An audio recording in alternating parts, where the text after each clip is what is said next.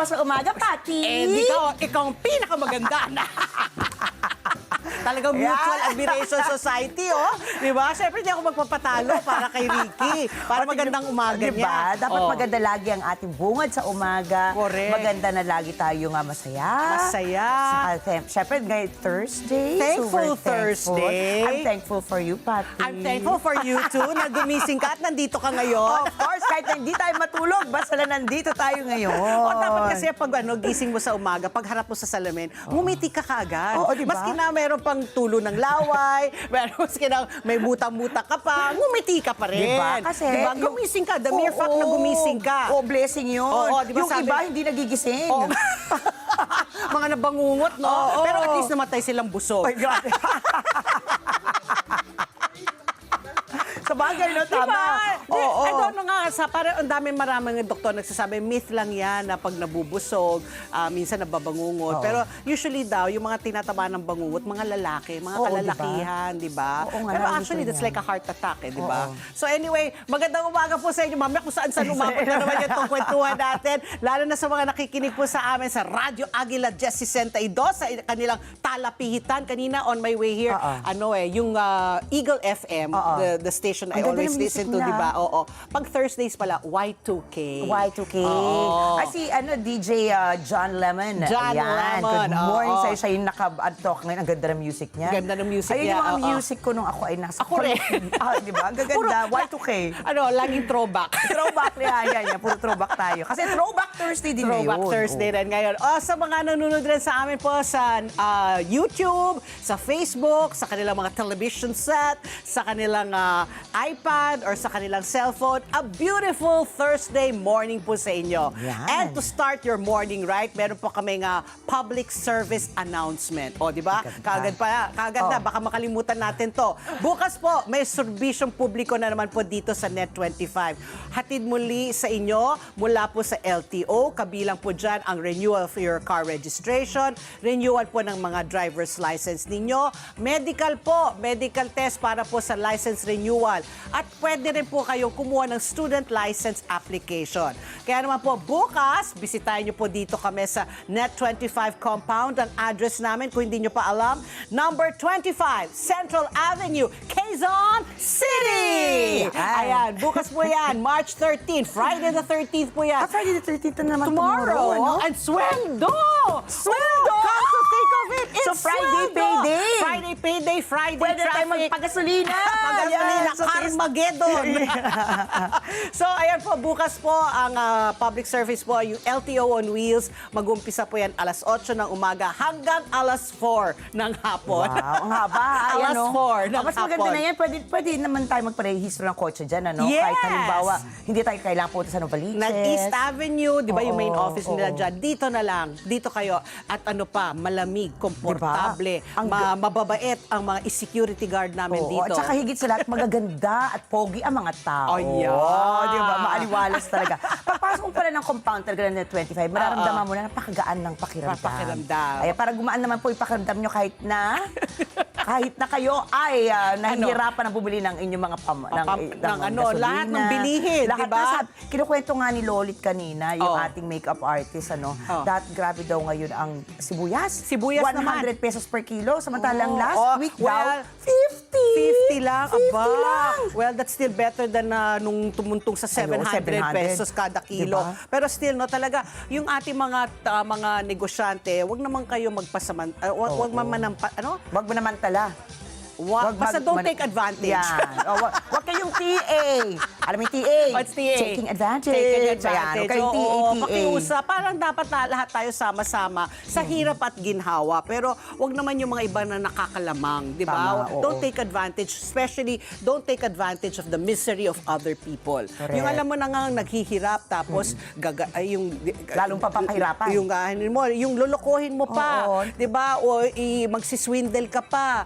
O yung magsascam ka pa. Diba? Ang Diba? Huwag dami. nang ganon. Oo, Diba? dapat ngayon talaga tulong-tulong tayo. Tulong-tulong para diba? lahat tayo makaahon. Oo. Okay, umpisa na natin ang magandang public service Okay. announcement. Ito po ang ating swabing pambungad po ngayong Thankful Thursday. O, Ricky, Oo. ikaw ba ay pescatarian? Dati pescatarian. Peste? Kumakain ka ng peste? Mahilig ako sa mga pesteng. Teka lang, baka may masabi ako word. nga. Kasi may natutunan ako sa Bisaya, pesteng. Yeah, alam ko Ano yun. yun? Yan ang Bad mura word na ba yun? ng tatay ko yun. Bad Bawal word. yun. Oo. So anyway, ito nga, kung ikaw ay pescatarian, o basta mahilig ka sa isda, magandang itong balita, pero medyo masakit rin sa bulsa. Kasi ito ay tinatawag na the President's Fish. Wow. Di ba? Para sa presidente. So, paano yan kay CRV to? Oo nga, sa lahat ng mga presidente lang pwede. So anyway, itong President's Fish daw, ito daw yung pinakamasarap daw na freshwater fish. Ayan, Ayan. tingnan nyo. Ang laki ng tiyan niya. Oo, bakit yan pinakamahal? Kasi ito daw ang tinatawag na President's Fish or ludong. I hope I'm pronouncing it correctly. Oo. Ludong.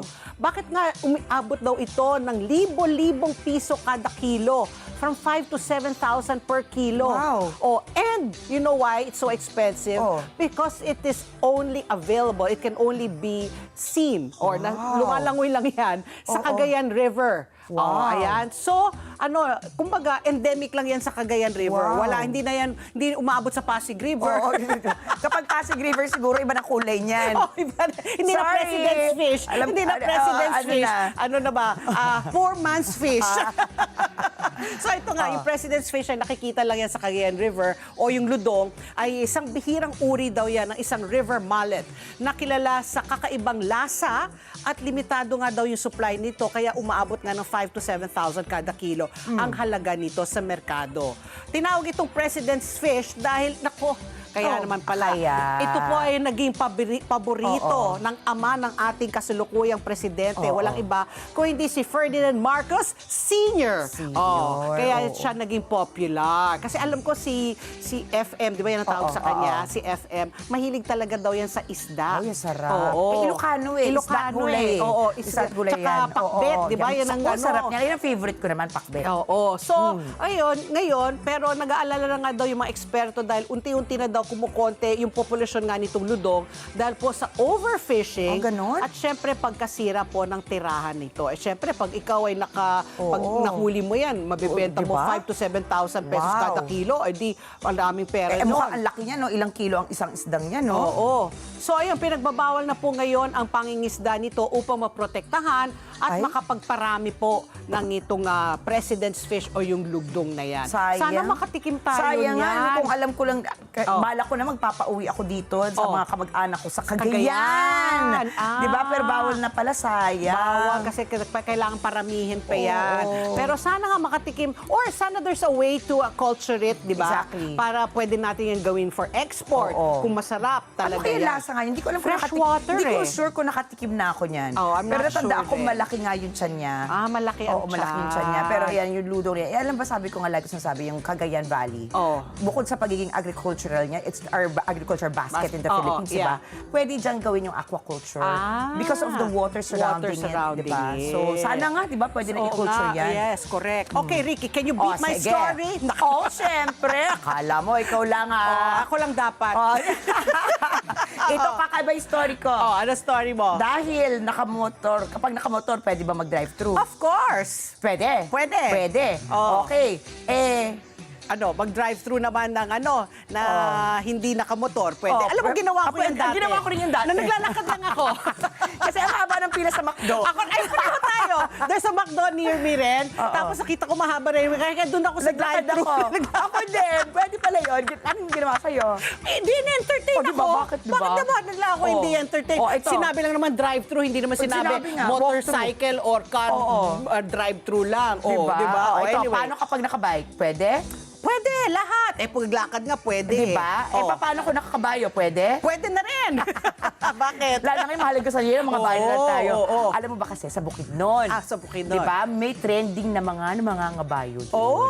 Kasi alam ko talaga, ever since, yung nandyan yung mga car racing, mga horse. Yes, kasi marami mga farms dyan Parang yan, sa Masbate. Mga cattle farms, diba? Puro mga kabayo. Ang gagwapo ng mga ng mga horse riders doon. Ng mga horse riders. O, sige. Isang grupo sila na nakakabayo para mag-drive-thru. O, yan sila. O, yung papogi nga. Oh, tingnan mo. Parang Baguio. Di ba sa Baguio, ganyan yung mga itsura ng mga, sa Barnham Park at saka sa Wright Park. Yung magkano ba yung 400 pesos isang oras para sumakay sa kabayo? Oh, di ba? Oy, baka huliin kayo ng LTO, nakachinelas lang kayo, ha? Ayun na nga yung may pulis na nga. May pulis. Oh, so ito pala, nangangabayo. Okay. Pero bakit kaya? Yan talaga naman, talaga nag-drive-thru sila. Sa bagay, tayo na naglakad di ba? Kasi dahil sa taas nga yan ang presyo ng gasolina, kaya kabayo sila. para makatipid. O, tignan mo, di ba? In-orderan rin nila kaya yung kanilang mga kabayo. In-orderan rin kaya nila yung kabayo. Kung ako, order ko, tapos ako yung nakasakay dyan sa kabayo. Kunyari ako, 1/4 pounder please. O, di ba? Tapos ano niya sa kabayo niya? What do you Ikaw, want? Horsey, anong gusto mo? Ikaw, Richie. Apple pie. Apple pie. Ayan, malamang. Ayan. Ayan. Tinan mo yung mga Grab driver. Totoo ba yan o AI? Minsan hindi mo na mapaniwalaan. AI ba yan? Feeling ko AI yan eh. Ang galing talaga ng mga Pinoy talaga. AI. Diba? Kasi nga dahil sa taas ng presyo ng gasolina, Correct. lahat na naghahanap ng paraan para Makatipid, makatipid. oo. Pero mahal din mga bayo, ha? Mga bayo. Unless Mahal meron ka din. talagang Unless meron na, kabayo. diba? Or mga donkey. May donkey ba di sa Pilipinas? Wala. Or yung mga goat. Or kalabaw. Kalabaw. Oh, pwede na yan, yung kalabaw. Oo, Diba? talaga. Ayan. Okay, so ayan baka makakuha kayo ng idea. Ayan. Maski na anong mode of transportation, whether you're walking, bicycle, motorcycle, tricycle, pwede kayo mag-drive-thru. Pwede nga maglakad. Parang kami kaya nga, that's why nga, pwede kayo mag-drive-thru. Hindi papansinin dyan. Okay, ito naman po, nakakaagaw pansin rin po sa ating mga netizens. Ito, nakakatawa. Napanood mo ba, Ricky, sa social media itong nakakatuwang eksena? Habang pinapalitan daw yung signage ng mga presyo sa gasolina. Ayun, tingnan mo. Ano ba yung stage ba yan? Hindi, parang Totoo. kasi di ba? Pinipigilan. Pinipigilan niya. Oo. Kasi di ba, every Tuesday, di ba, nagpapalit ng presyo ng produktong petrolyo. So ito yung mama, pinapalitan niya yung signboard, di ba?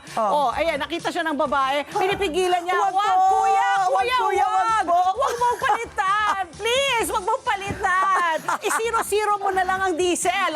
Libre. Di ba? Kawawa naman si Manong.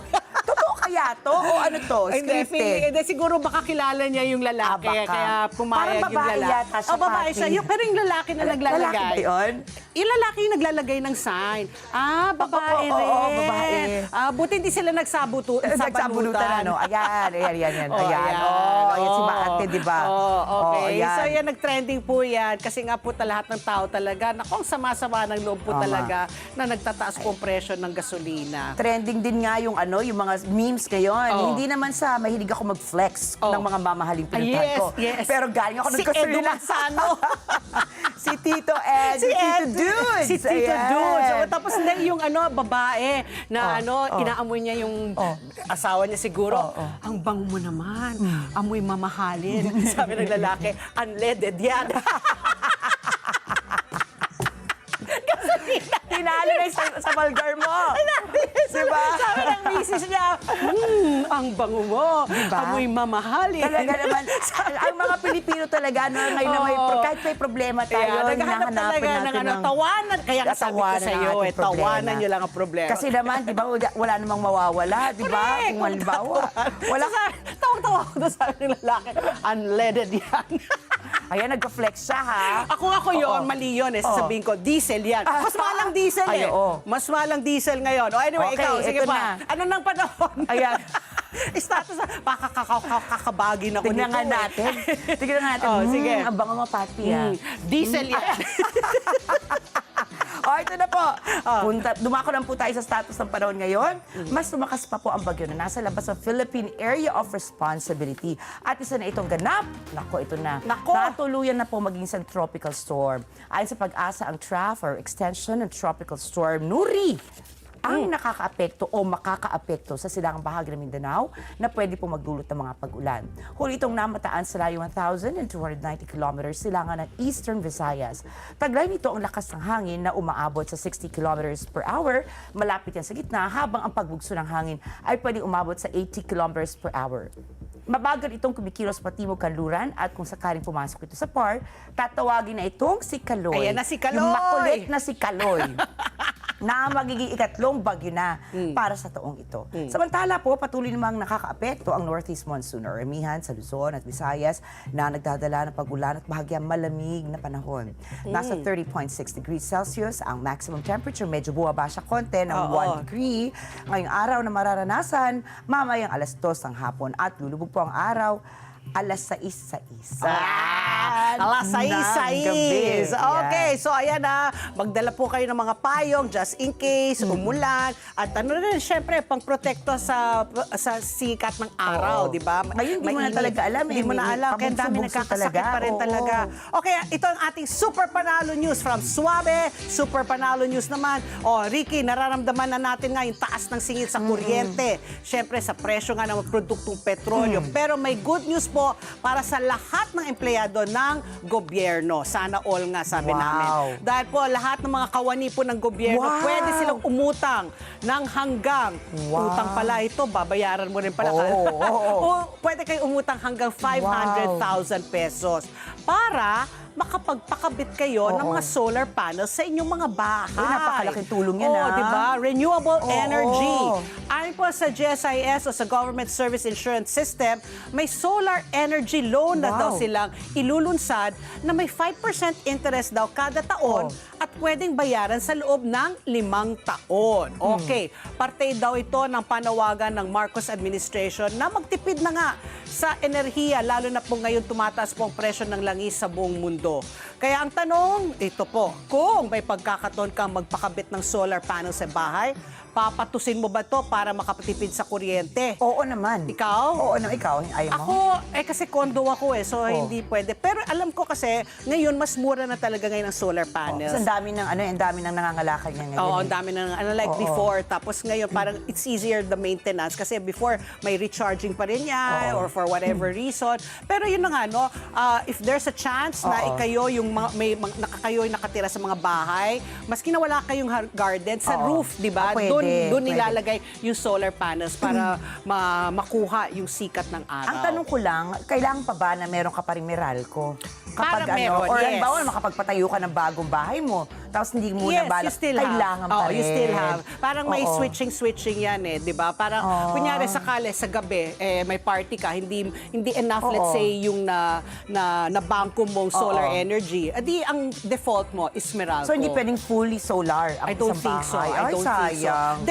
Ang default mo na lang ngayon is Meralco. Ay, sayang. Yung primary source mo will be solar. Solar, di ba? Pero dapat nakakabit pa rin siya. Correct. Ayan. Pero marami akong kilala na gumagamit na ng solar panels. Ang laki daw talaga ng tinitipid nila. No? So minsan daw, na-offset daw after in initial cash layout mo kasi for the solar panels, medyo malaki. Malaki nga, kaya nga 500,000. Kaya nga 500,000. Pero parang yung return on investment mo, after 2 or 3 years, parang wala na. Nakukuha mo na. Kumbaga, wala na. Kumbaga, nabawi mo na sa tinipid mo sa kuryente. At saka maganda yan para hindi tayo maging vulnerable masyado kapag halimbawa may pandaigdigang krisis sa crudo, no? Para ngayon.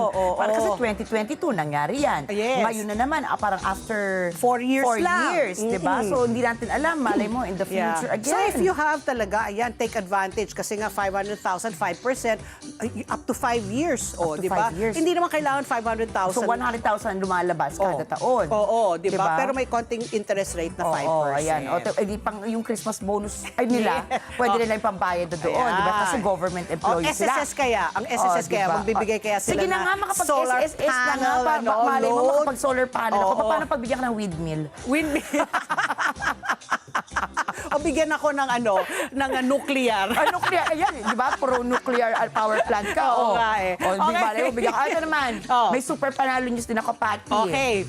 Sige, dahil sa Angeles City sa Pampanga, sinimulan na po ang pagtatayo ng isang hospitality management school na libre ang pag-aaral pa sa mga underprivileged kids. Hindi lang tuition ang sagot, may skills training, pagkain, tirahan, at allowance pa. Ang proyekto ay pinangungunahan ng Swiss Care Foundation sa pangunguna ng mga foreign philanthropists. Ayon po sa kanila, napili nila ang Pilipinas dahil sa init ng pagtanggap, galing at world-class hospitality ng mga Pilipino na kilala sa mga hotel at cruise ships sa buong mundo. Kapag natapos ang school sa loob ng halos 1 taon at kalahati, kaagad na itong tatanggap ng mga estudyante para ihanda sila sa international hospitality industry. At mula sa isang libreng paaralan sa Pampanga, pwedeng makapagtrabaho ang mga kabataang Pilipino sa mga kilalang hotels and cruise ships sa iba't ibang bansa. O hindi ba how nakaka-proud nice, yan? You know, that's very, Parang OJT, di ba? Oo. Tapos i-absorb ka na pagkatapos. Oo, kasi talaga yung mga Pilipino, talagang kilala tayo sa ating hospitality skills eh. You go to any hotel,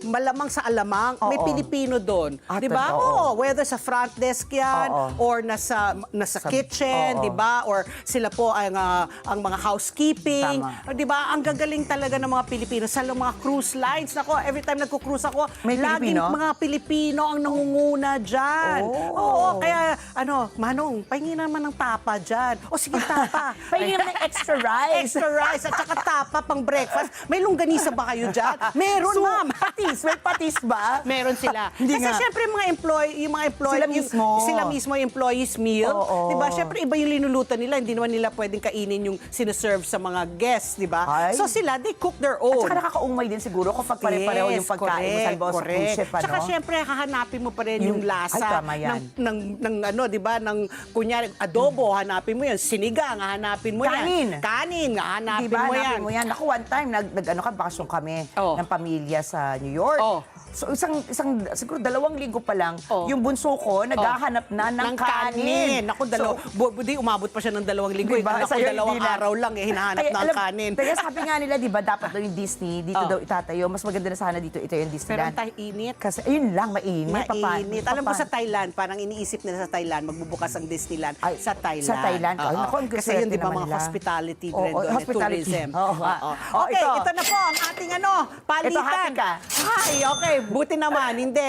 Ang nagsara po ang ating piso kontra dolyar sa halagang 59 pesos and 17 centavos. Humina na naman po ang ating piso ng 28. 28 centavos po ang binaba ng ating piso kontra dolyar kumpara po sa naging palitan ng Martes sa halagang 58 pesos and 89 centavos. Narito naman po ang palitan ng ating piso kumpara po sa may iba pang currency. Sa Japan yen, 37 centavos. Sa euro, 68 pesos and 67 centavos. Hong Kong dollar, 7 pesos 55 centavos. At ang Saudi Riyal, 15 pesos and 75 centavos. Ang source po natin ay Bangko Sentral ng Pilipinas. Ricky Girl, ano ang three issues pa rin ang ating tatalakayin ngayong umaga? Issue number Katulad 1. ng sinasabi mo, lagi tayong siksik sa ating mga talakayan. Kaya naman, una natin pag-uusapan po ay ang pag-aaproba ng Kamara de Representantes. Ito Miyerkules ng second reading ng panukalang batas na magbibigay kapangyarihan kay Pangulong Ferdinand Bongbong Marcos Jr. na pansamantalang suspendihin o bawasan ang excise tax sa mga produktong petrolyo. Kung pansamantalang sususpendihin po ang excise tax at VAT, anong epekto nito sa ekonomiya? Well, sinasabi po malulugi ang gobyerno ng 136 billion pesos ngayong 2026. Kaya naman, alamin po natin yan mamaya kay Professor Alvin Ang, ang professor ng Department of Economics of Ateneo de Manila University at direktor din po siya ng Ateneo Center for Economic Research and Development. Pero hindi naman kasama yung VAT eh. Sa Hindi pa, panukalang oo. batas, Parang oo. mahirap daw na i-suspend Natanggalin yung, yun, oo. tanggalin yung VAT. So mukhang excise tax lang. Pero yun na nga, marami akong gustong tanungin kay Prof. Kasi nga, kung sinasabi nila na kung tatanggalin daw para sa Completely, lahat, oo. hindi targeted, dapat daw targeted. Para yung mga mayayaman, may kakayahan, di magbayad kayo ng tax. Pero yung mga, kunyari, yung mga marginalized sector, yung mga jeepney drivers, yun talaga naapektuhan. So dapat yun ang mas bigyan ng tulong. Lalo na hindi pa naman aprobado yung nila, dagdag pasahe. Dagdag request pasahe, nila, di ba? correct. Oo. So yan po ang issue number 1 natin. Ang issue number 2 naman po natin ngayong umaga dahil po sa patuloy na pagtaas po ng presyo ng langis. Dahil dulot nga ng atensyon dyan po sa gitnang silangan. Isang lokal po, ilang local shipping lines, no? Itong yung mga nagbabiyahe, inter-island, di ba? Yes. Sa Pilipinas ay napipilitan na po sila magbawas po ng biyahe at magtaas po ng pamasahe upang makayanan po ang tumataas po na tinatawag nilang operational costs. Pinayagan po ng Maritime Industry Authority o Marina ang mga operator na magpatupad po ng hanggang maximum of 20% po fuel surcharge o fare adjustment. Habang minomonitor po ng ahensya ang epekto nito sa mga ruta at sa mga pasaherong umaasa po sa barko. Sa barko lang sila umaasa bilang pangunahing transportasyon nila sa pagitan po ng mga isla. Inter-island nga ito eh. Alamin po natin ng estado ng isyong ito mula po sa tagapagsalita ng Marina, walang iba kundi si Director Luisito de los Santos. Maraming apektado dito. Baka dito sa Metro Manila hindi natin masyado naramdaman. Pero yung mga kababayan po natin sa Visayas, sa Mindanao, na yan talaga ang ano, kasi 7,600 plus islands ang Philippines. Diba? Dumami na, sabi nga ni Charlene Gonzales dati. Low tide or high tide. Alam mo, magmumotor ka, di ba? Wala talaga. Kailangan talaga barko, bangka, di ba? Usually roro, usually yun talaga ang modes of transportation nila. Kasi naman, I think, dapat din talaga bigyan sila ng konting dagdag dahil alam ba, 50% halos yung gastos ng mga operator just for the fuel. So talagang, ito na nga, kailangan din imbestigahan ito dahil nga, ang daming nga nag-hoard. Sabi ko sa iyo, di ba, nung pagkagaling ko sa probinsya nitong weekend, nabalita na yan, nag-hoard yung ibang mga shipping lines ng langis. Di ba? Sabi mo, delikado, di ba? Pero ito naman, issue number 3 po, ayon po sa University of the Philippines Banyas College of Veterinary Medicine, tinatayang nasa 300 up to 400 Pilipino po ang namamatay dahil sa rabies kada taon. Rabies! Habang umaabot naman sa humigit kumulang 4 million cases ng kagatang hayop ang naitatala taon-taon. Alamin po natin bakit ganito kataas ang bilang ng mga namamatay dahil sa rabies at makisa po tayo sa pagpapataas ng kamalayan ng publiko. Tungkol sa rabies, sa pagdiriwang po ngayon, Marso ng Rabies or Rabies Awareness Month. Kasama po natin mamaya si Mark Austin F. Gawaran, MD, Emergency Medicine ng Makati Medical Center. Si Doc Mark. Ayan, pag-usapan natin, rabies. Tama, no? Rabies. Rabies. Ano sabi ng ano? Ano sabi ng aso ng ngongo? Ano? Mark. So, talaga? Okay. Sige, ito na. Bago tayo mag-commercial break, ito ang ating question of the day. Sa paglobo po ng todo-todo po ng presyo po ng mga produktong petrolyo sa merkado, kasabay na din po dyan ang pagsirit ng mga presyo ng mga pangunahing bilihin at serbisyo. Ito ang aming question of the day. Ano sa palagay nyo ang unang dapat pagtuunan ng pagtitipid at bakit? Nako, pwede ba ito? In order of importance. A, ang pagkain. B, kuryente at tubig. C, pamasahe, or D, ayan, up to you. Sariling sagot sa inyong sa aming katanungan. So ano sa palagay nyo ang dapat nyong unang titipirin, di ba? Ikaw, ano unang titipirin mo? Pamasahe, pagkain, siguro pamasahe. Pamasahe siguro, huwag ka masyado mamasyal medyo, no? Tsaka kung pwede kayo mag-carpool, di ba? Or mag-public transportation. Paano matitipid yung pagkain? Mahirap lalo ang pagkain. na pag yung mga bata, alam naman natin kapag malnourished kailangan nila ng lakas. At saka hindi sila makaka-perform na maayos sa eskwelahan. Kaya huwag niyo pong tipirin ang inyong mga anak na papasok sa nutritious food dapat. Huwag yung mga junk food. Okay, mag-comment lamang po kayo sa aming Facebook account at hanapin niyo po ang Net25 News and Information at makibahagi sa aming talakayan online. At magbabalik pa po ang ASPN. Ano sa palagay nyo?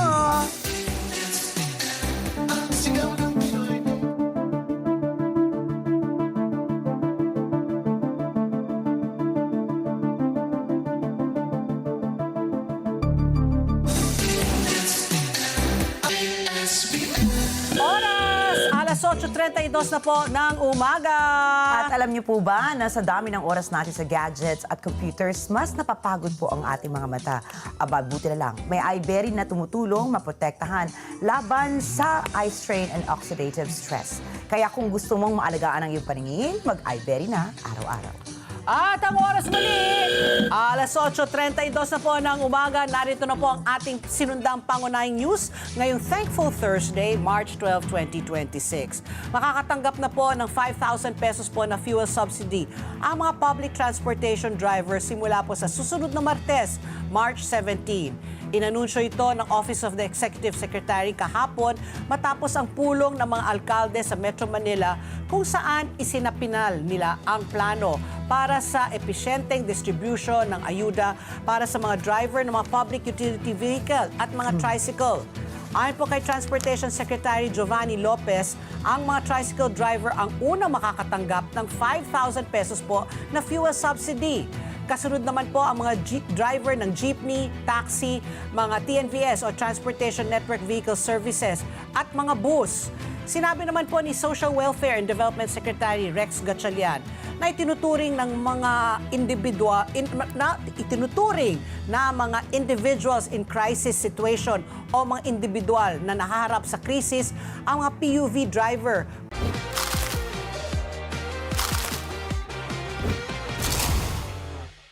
pondo ng Assistance to Individuals in Crisis Situations o yung AICS. I-verify ng mga local government units sa DSWD ang opisyal na listahan ng mga driver sa kani-kanilang lugar para maproseso agad ang ayuda. Tiniyak naman po ni Secretary Lopez na makakatanggap ang lahat ng PUV driver sa Metro Manila habang nanatiling mataas po ang presyo ng langis dahil po sa sigalot sa gitnang silangan. Pinag-aralan din po ng Department of Transportation ang iba pang hakbang para maiwasan ang economic shock dulot po ng pagtaas ng mga presyo ng bilihin. Sinabi naman po ng Grupong Manibela sa House Committee on Transportation na halos kalahati na araw ng arawang kita ng mga jeepney driver ang nawawala dahil po sa malaking pagtaas ng presyo ng produktong petrolyo. Nasa 400 pesos hanggang 800 pesos po mula sa 12 oras na pamamasada. Laki, no? Binigyan din po ni Manibela Chairperson Mar Valbuena na maaari pang lumaki ang pagkalugi ng mga driver kung magpapatuloy ang pagtaas ng presyo. Ipinunto rin ni Valbuena na kung walang magagawa ang Department of Energy para silipin ang presyo ng mga produktong petrolyo at pigilan ang mga pag-aabuso ng mga kumpanya ng langis, hindi rin magiging sapat ang ayuda mula sa pamahalaan. Anya, kung mayroon naman palang stock ng petrolyo para sa 40 hanggang 60 araw, bakit kinakailangan daw magtaas agad ng presyo nito? Sinabi naman po ni Valbuena rin na 1 o 2 araw lang ang sasapat ang 5,000 pesos na fuel subsidy. Samantala, tinatapos na po ng Department of Transportation ang pagsusuri sa mga petisyon para sa pagtataas ng pamasahe. Ayon po kay Secretary Lopez, inaasang matatapos na ni Land Transportation Franchising and Regulatory Board Chairperson Vigor Mendoza II ang revision sa rekomendasyon ng board sa loob ng 1 linggo. Narito po ang pahayag ni Transportation Secretary Giovanni Lopez. Actually po, meron nakabinbin talaga yung sabi nating fair hike petition. No? Sinabi ko kay Chairman Vigor, aralin mo ulit to. We have to recrunch the numbers, especially of what's going on right now. Ang alalahanin po natin dito, ang pagtataas po ng pamasahe, ang kaakibat niyan kaagad ay pagtataas po ng mga bilhin natin sa mga serbisyo. Ang pagtataas po ng pamasahe, ang kaakibat po niyan kaagad ay ang sinasabi nating inflation. So sinasabi ko kayo sa LTFRB ngayon, binalik ko yung kanilang unang rekomendasyon, aralin mo mabuti kasi we have to tread this very carefully with abundance of caution. So imbes na makakatulong tayo sa mas nakakarami at sa lahat, baka mas makakadagdag tayo sa problema. Ayan po ang tinig ni Secretary Giovanni Lopez. Kasi Ricky, kagabi nanonood ako ng news. May hearing sa Senado Tapos si Senator JV, tinatanong nga niya yung mga jeepney driver. Magkano ba kinikita ninyo? Tapos sabi nga nila, ito kailangan daw yung boundary 1,200. Yung mga jeepney driver, yan ay ibabayad nila sa operator. Tapos full tank, 35 liters ng diesel, sabihin na natin na sa 80. So mga 2,500 ang ginagastos nila. Diba? So 2,500, 1,200. So 3,700 na yan. So, dapat kumita sila ng at least 5,000 pesos para may take-home pay sila. Yun na nga, namamasada na nga sila ng 12 hours. Grabe, so, kawawa naman. Correct. Tsaka manual yun. Tapos, ang bigat-bigat pa ng jeep, di ba? Puro bakal, di ba? So, kawawa talaga yung mga jeepney driver. On the other hand, we understand rin why, sabi nga ni Secretary Lopez, we have to tread with caution. Kasi domino effect. Di ba? Kung itataas mo from 13 pesos yung mga traditional to 15 pesos, edi yung budget rin ng mga nananakay, hindi naman tumaas rin yung sweldo nila. Lalo na kung marami kang sakay bago ka makapunta kunyari sa trabaho mo. Kung sabihin natin, 2-3 sakay, di 6 pesos, one way, pabalik, 12 pesos kagad ang itinaas. Times 30, sabihin natin, times 20 days. So 600 pesos ang nawala sa isang buwan. Pero kasi kawawa din kahapon, di ba, kausap natin si Ka-Aboy. Sabi nga niya, 300 pesos lang nati-take home nila. Nati-take home. 300 pesos So, ang dami-daming gastos. Lahat. 300 pesos, wala pa sa minimum wage kada araw. Okay. Sa iba pa pong mga balita naman, hinimok ni Vice Presidente Sara Duterte ang taong bayan na manatiling mapagbantay sa anumang pagtatangkang baliin ang batas para sa politikal na pakinabang. Ginawa niya ito kasabay ng unang anibersaryo ng pagkakaaresto at pagdadala sa kanyang ama na si dating Pangulong Rodrigo Duterte sa International Criminal Court sa The Hague. Sa isang video message, sinabi ni VP Sara ng pag-aresto sa kanyang ama ay paalala na hindi dapat ginagamit ang batas bilang sandata para sa politikal at personal na interes. Iginiit din niya na ang nangyari sa kanyang ama noong March 11, 2005 or 2025, hindi 2005 po, ay kidnapping o pagdukol. Narito ang pahayag ni VP Sara. Ang naganap na extraordinary rendition o kidnapping kay dating Pangulong Rodrigo Duterte ay isang seryosong paalala na ang batas ay hindi dapat ginagamit bilang sandata para sa politika o personal na interes. Ang pagyurak sa karapatan ng isang individual sa pamamagitan ng mga irregular na proseso ay hindi lamang pag-atake sa katarungan, ito ay hamon sa ating pambansang soberanya. Ang isang tunay na malayang bansa ay pinapatakbo ng sariling mga institusyon na malaya mula sa anumang panlabas na panghihimasok o dikta. Ang anibersaryong ito ay isang panawagan para sa ating lahat na manatiling mapagmatyag. Kailangang manatiling malaya, tapat at matatag ang ating mga institusyon laban sa anumang pagsubok na baluktutin ang hustisya. Walang sino mang Pilipino ang dapat pagkakaitan ng proteksyon ng ating saligang batas. Sa hiwalay naman po na panayam, sinabi rin ni VP Sara na nanatiling masidhi ang galit ng mga Pilipino dahil sa pag-aresto at detensyon ng kanyang ama. Samantala, isinumite na po ng Fortune Narvasa and Salazar Law Office at ng iba pang mga abogado ang kanilang appearance ad cotelum para formal na ipaalam sa House Committee on Justice na sila itatayong legal counsel ni Vice Presidente Sara Duterte sa impeachment proceedings. Pinuna naman ni House Committee on Justice member Bicol Sara Party List Representative Terry Ridon ang posibleng conflict of interest o yung pong salungatan ng interes dahil ang mga abogado na sina Michael Poa at Reynold Monsayak ay posible ring patayuin bilang mga testigo. Si Poa anyang spokesperson ng Department of Education noon na paulit-ulit na dumidepensa sa paggamit ng confidential funds. Nagsilbi naman anyang tagapagsalita ng Vice Presidente at Assistant Secretary for Procurement si Monsayak. Sakali anyang humarap sila Poa at Monsayak bilang mga testigo, pwede lang nilang igiit ang lawyer-client privilege sa mga bagay na may kinalaman sa legal na issue. Pati, ayan na nga nilabas na kahapon yung listahan ng legal team ni VP Sara. Okay, at ang oras, alas 8:41 na po ng umaga sa aming pagbabalik. Nako, sasakit yung bangs natin dito, Ricky. Kasi nga, pag-uusapan natin yung excise tax, yung VAT, di ba? Paano ba talaga ito makakatulong kung in the meantime, na isuspend, di ba? Yan ang hiling ng marami, isuspend muna habang nagkakaroon nga ng gulo dyan sa gitnang silahan. Makakausap po natin si Professor Alvin Ang, isa po siyang professor at ng Department of Economics sa Ateneo de Manila University at direktor rin po siya ng Ateneo Center for Economics. Yan po, sa pagbabalik ng ASPN. Ano sa palagay nyo? Ang sigaw ng Pinoy Nation, ASPN. Oras, alas 8:44 na po ng umaga. And this Women's Empowerment Month, aarangkada na ang ganda at negosyo para po sa lahat ng womenpreneurs na tuloy-tuloy sa hustle saan man makarating. Flash Express, ang kapartner mo sa bawat padala. So get 23 pesos off on your first booking and start saving on your shipments today. Ang oras muli, alas 8:45 na po ng umaga at kasama na po natin via Zoom si Professor Alvin Ang. Professor po siya sa Department of Economics po ng Ateneo de Manila University at direktor rin po siya ng sa Ateneo Center for Economics. Magandang umaga po, Professor, and thank you very much for accepting our invitation po. Opo, magandang morning, umaga po, Prof. Ricky and Pat. Okay. Professor Kamaya po ay hihingi po sa inyo ng klarong explanation kung bakit po marami na po ang umuudyok para sa ating Pangulo na mabigyan na po siya ng special power po para masuspinde in the meantime po itong excise tax at kung maaari nga rin daw yung VAT rin po.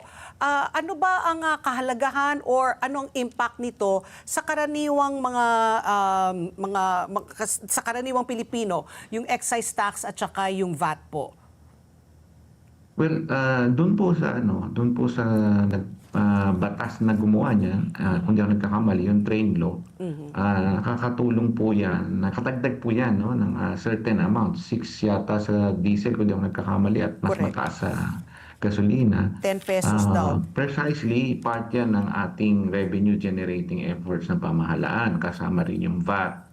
No, kasi tayo naman lahat ng bagay na may value added, may tax yun kasi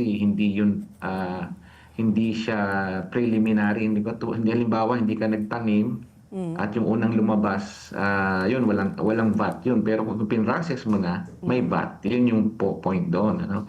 Ngayon, para suspindihin, makakatulong kasi makakabawas ng certain amount dahil kung katulad yan, pataas ng pataas, hindi para man lang makakonting tanggal ng pressure sa pagtaas ng presyo ng bilihin, no?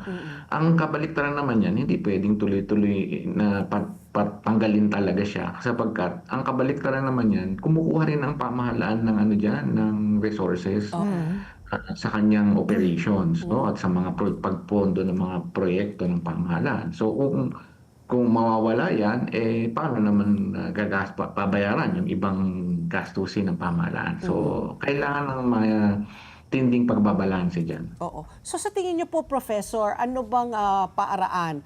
Pwede po, sabi niyo nga, kailangan balansahin kasi doon po kumukuha ang gobyerno, di ba, ng pondo para po sa infrastruktura, para sa mga ayuda. So, what do you think is the most prudent and effective way of managing this crisis right now? Is the suspension of the excise tax the answer? Or should it be more targeted? Hindi, one of the answer temporary, hindi po pwedeng matagal. Correct. Siguro, kung ako tatanungin, top of the head, 3 buwan, pwede. Okay. Pag humigit pa doon, ang laki nang mawawala sa bulsa ng pamahalaan. No? So, paano ngayon yung mga gastusin? So, ang rin dito, ako kasi hindi lang pamahalaan ng may rito ang involved. Tayo rin, mga mamamayan. No? Lahat ng sektor involved. So, ano ba ang ambag natin dito? Kapagkat itong presyo ng langis, hindi naman ngayon lang nangyari ito. No? Alam naman natin, mga ilang dekada na itong paulit-ulit lang. Dahil nga, unang-una, kailangan maging malinaw sa ating mga Pilipino, wala tayong langis. Yes. Net At important dahil talaga wala tayo nito, inaangkat natin, wala tayong control. So, dapat doon pa lang meron na tayong tinatawag na conservation mindset. Ako nung bata ako, naaalala ko yon dahil ito yung first and second oil crisis nung late 70s, merong ganong conservation mindset ang mga kabataan tinuturo sa school. Correct. Dapat yun hindi tumigil, tuloy-tuloy. Kasi ang gusto natin, hindi mapuputol ang pamumuhay natin. Hindi po pwede kasi kailangan mag-adjust tayo. We have to be tayong mga mamamayan, conservation conscious, no? Hindi Hindi lang kapag may mawaltas, crisis. no? Kung maalala nyo nun, si Asyong Aksaya. Ayan, naalala ko in the 70s. Di ba? Yes, may mga Professor? may mga ganong conservation. Kasi ang rito nakikita gobyerno lang, hindi, no? Tayo rin. Oo, dapat may Negosyo papel din rin. tayo. Oo. Ito, Lahat ng sektor may pambag dito kasi lahat tayo apektado. Correct. so, Ayun. Prof, noong 2024, 300 billion pesos po na tumatagit at higit pa rito, yung nakolekta nga ng gobyerno mula sa excise tax sa fuel pa lang, no? So kung ito po, nakikita na nga natin na isususpindihin po ito, saan naman pwedeng kunin po ng gobyerno yung mawawalang kita, kumbaga? Kasi hindi natin alam, sabi nyo nga, 3 months lang supposedly, pero paano po hindi natin makikita kung ano yung hinaharap, ano? Paano po kung sumobra pa ito? Hindi ba pwede ito gawin, idagdag na sa trilyon-trilyon na utang ng bansa? Paano po ba ito? Yun na nga. Ang solusyon dyan, kung gusto mong ituloy yan, uutang ka na naman. Utang. Tayo ay said na sa utang. Baon na, Ang laki ng baon na. utang ng bansa. Oo, So, pwede ka naman umutang. Pero kumbaga, you are helping the generation today and let the future generation pay. Yun naman po ay, easy way out po yun. So, kailangan, sabi ko nga, mas mahalaga na whole of society ang sagot dito. Hindi lang pamahalaan. Hindi ho superman ang pamahalaan. Marami pong flaws ang pamahalaan at ang institutions natin. At nagbabago na ang ang teknolohiya na marami nang nabago. So kung ang mga batas, ang mga system natin ay ganun pa rin, hindi makaka-respond yan. Katulad ng nangyayari ngayon, nagcha-challenge tayo. So kailangan pangkalahatang pagbabago nating lahat ang kailangan dito. Sabi nyo nga, no, conservation mindset. Pero Professor po, may nakita akong interview po, no, I think it was with Professor Winnie Monsod, na hindi po siya pabor dito po sa pagsuspend ng excise tax kasi para sa lahat daw yon dapat daw targeted. Kunyari, yung transport sector lang ang makaka-enjoy, sabihin natin, ng kunyari discount sa gasolina o sa diesel. Pero daw yung mga mayayaman daw, dapat mas magbayad ng matataas na buwis. Kung ganito po yung mindset po natin, is it something that you think is doable? Or kasi nag-aaray rin yung middle class. Sabi ng middle class, lagi na lang yung low income class ang binibigyan ng pansin. Kami sa middle class ang nagbabayad talaga po ng buwis. Kumbaga pagkuha mo ng payslip mo, automatic na po yung kaltas. So, paano po yan? Is there, aside from a conservation mindset, what are the other ways and means? Because you said nga, hindi naman superman ang ating pamalaan. Do you think yung suspension for all ng excise tax sa mga produktong petrolyo dapat or targeted? Well, katulad na sabi ko kanina, it will only work temporarily. Yeah. No? I agree with Prof. Winnie. Ang talagang maganda dyan, targeted. Sino ba yung pinakamatatamaan? Yun lang ang bigyan mo ng suporta. No? Ayoko nga tawaging ayuda kasi nagiging obligation. No? Hindi naman obligation kasi kailangan tulungan. No? So nagagawa dati na may mga sistema na tayo niyan. Meron na tayong fuel subsidy card nung araw pa eh. So i-implement lang 'yon. Pero kasi ito yung pag-suspend is a temporary relief. Pero hindi siya pwedeng matagal. Katulad ng sabi ko, malaki ang mawawala sa resources ng pamahalaan. So at yung ipagbibigay mong targeted na ayuda, saan mo kukunin yun? Yun isa pang challenge. So mas mabuti pa nga kung i-target mo na lang. Yun, pwede matagal. Kasi tinarget mo, hindi lahat eh. Certain group of people lang. Kaya lang, yung sinasabi mo nga, yung middle class, tatamaan, ay yun. Kasi middle class, marami rin sila. No? At siyempre, yun nga may teknolohiya na tayo ngayon. No? Kaya lang hindi nakalink sa ating national ID, yung ating income. Yung kung yan sana ay connected na, madali. No? Kasi madali yung pag-identify. Pag-distribute who is qualified, who is not qualified. Correct. Okay, Prof, ito po ba yung mga ganitong moments like this nga po, katulad itong crisis ngayon po sa ating langis, applicable po ba dito yung panawagan halimbawa ng ibang sektor na to grant presidential emergency powers to the president? Ano po ba yung pwedeng gawin ng presidente at this point, if ever man, na magkaroon siya ng emergency powers kapag merong ng ganitong krisis po sa langis? Well, ganun pa rin eh. No? Sabi ko nga, kasi kaya humihingi ng emergency powers ang Pangulo sapagkat yung institution natin is not flexible enough na hindi na sana kailangan yun. Kasi hindi na prepare, no? Kaya humihingi ang Pangulo kasi wala siyang magawa. Tali ang kamay niya sa structure natin. So, dapat moving forward, ayusin yung batas, ayusin yung sistema para hindi na kailangan humingi ng Pangulo. Dapat autopilot yan.